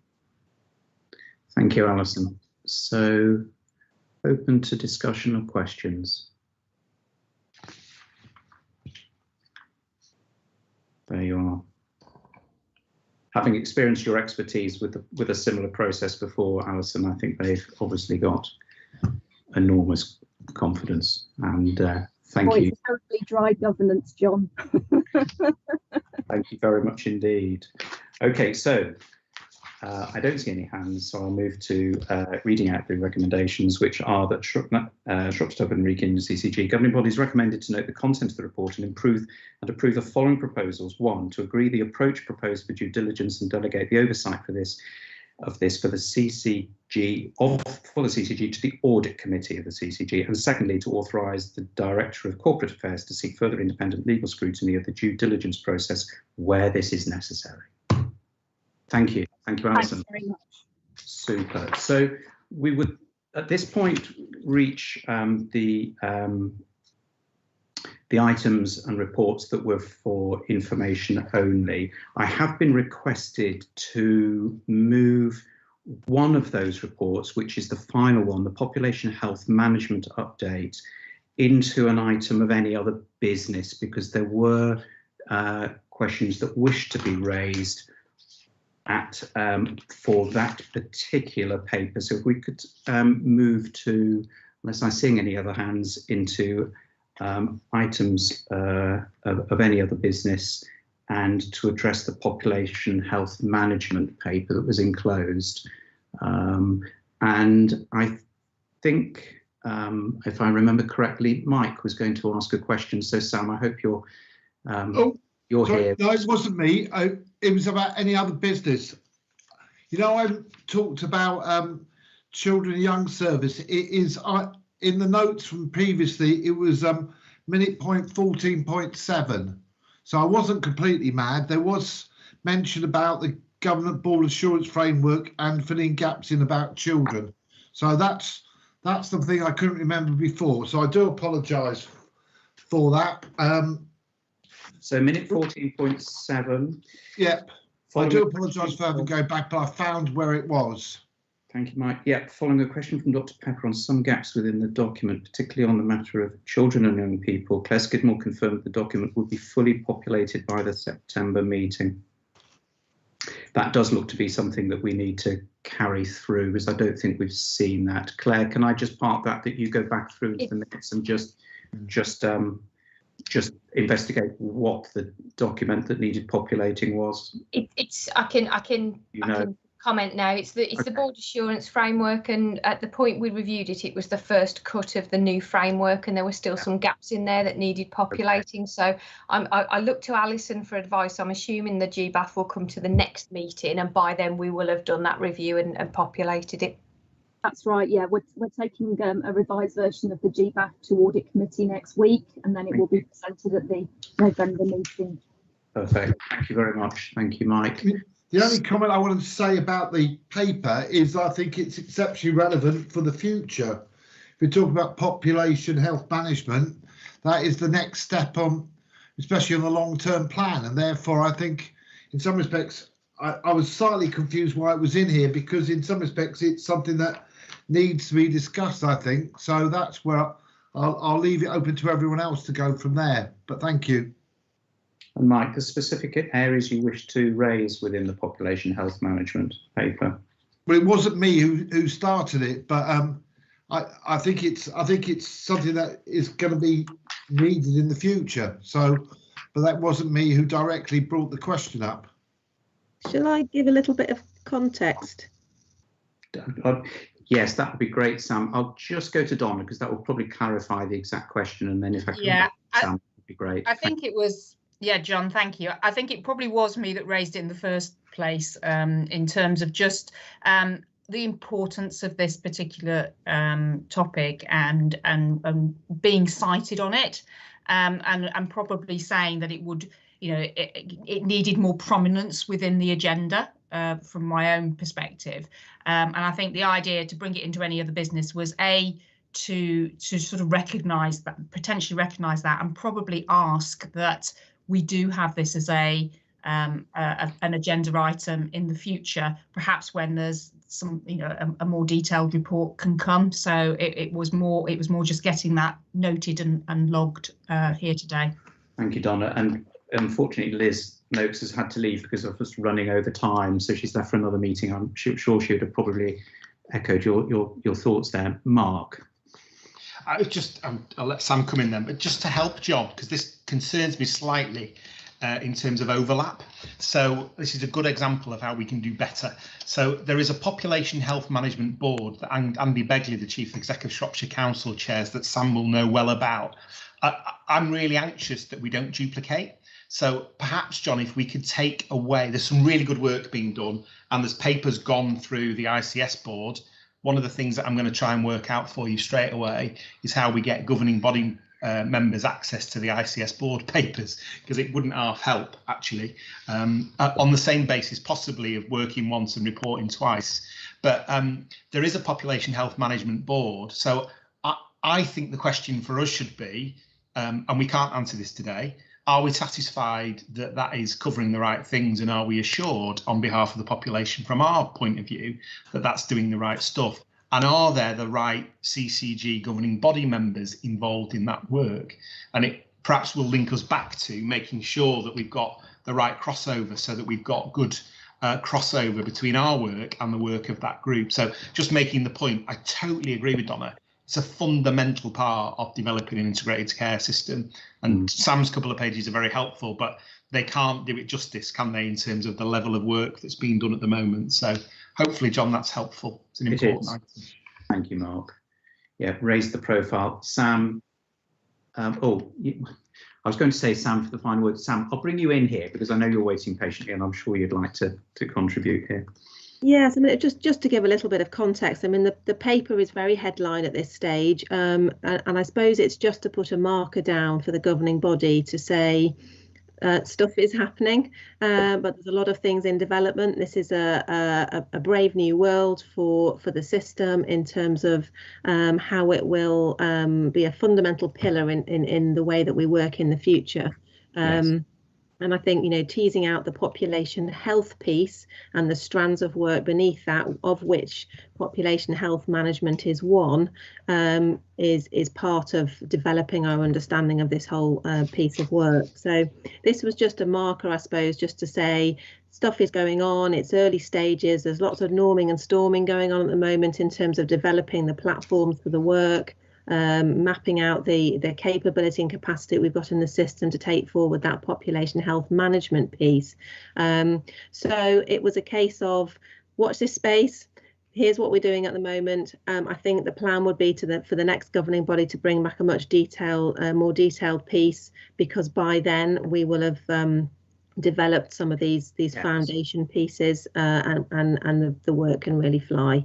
Well, thank you, Sam. I think you've got absolute support from the governing body here, exemplified that we recognise this as a critical piece of the jigsaw, and I suspect Steve is going to give a plug for the importance of IT in population health management. Is that right, Steve? Yeah, I was just going to sort of say that these conversations are going on in the digital world at some depth, and I'm not sure that the two are being connected up in quite the way they should be. That would be my comment. It feels that different groups are talking about slightly different things, and there's a lot going on, and yet all of us are all advocates of population health management, and we want to make it happen. I think we do need to join the dots up somewhere. So thanks, Steve. Sam? Yeah, just to comment on that, I've had a conversation this week with a number of people exactly along those lines. So we are now, I think we've got a bit of a way forward in terms of how we might join some of those dots up, because the digital and technological piece is, as you say, fundamental to taking this forward and making sure that we've got the right expertise in the right place to craft that journey forward is really key. So yes, watch this space. It's on the radar, and dots will be joining imminently, hopefully. Thank you very much. So a final word, Mark, your hand remains raised. Sorry, I should have taken it down, John. No, that's fine. Sam summed it up well. Yeah, she did. That's perfect. Thank you very much, everyone, for that contribution. And just to then state that the date and time of our next meeting is Wednesday, the 10th of November. Time yet to be confirmed. And therefore, the resolve, therefore, that to resolve that representatives of the press and other members of the public be excluded from the remainder of the meeting having regard to the confidential nature of the business to be transacted, publicity on which would be prejudicial to the public interest, section 1, paragraph 2 of the Public Bodies Admission to Meetings Act 1960. Thank you very much. I bring this meeting of the governing body to a close. Thank you.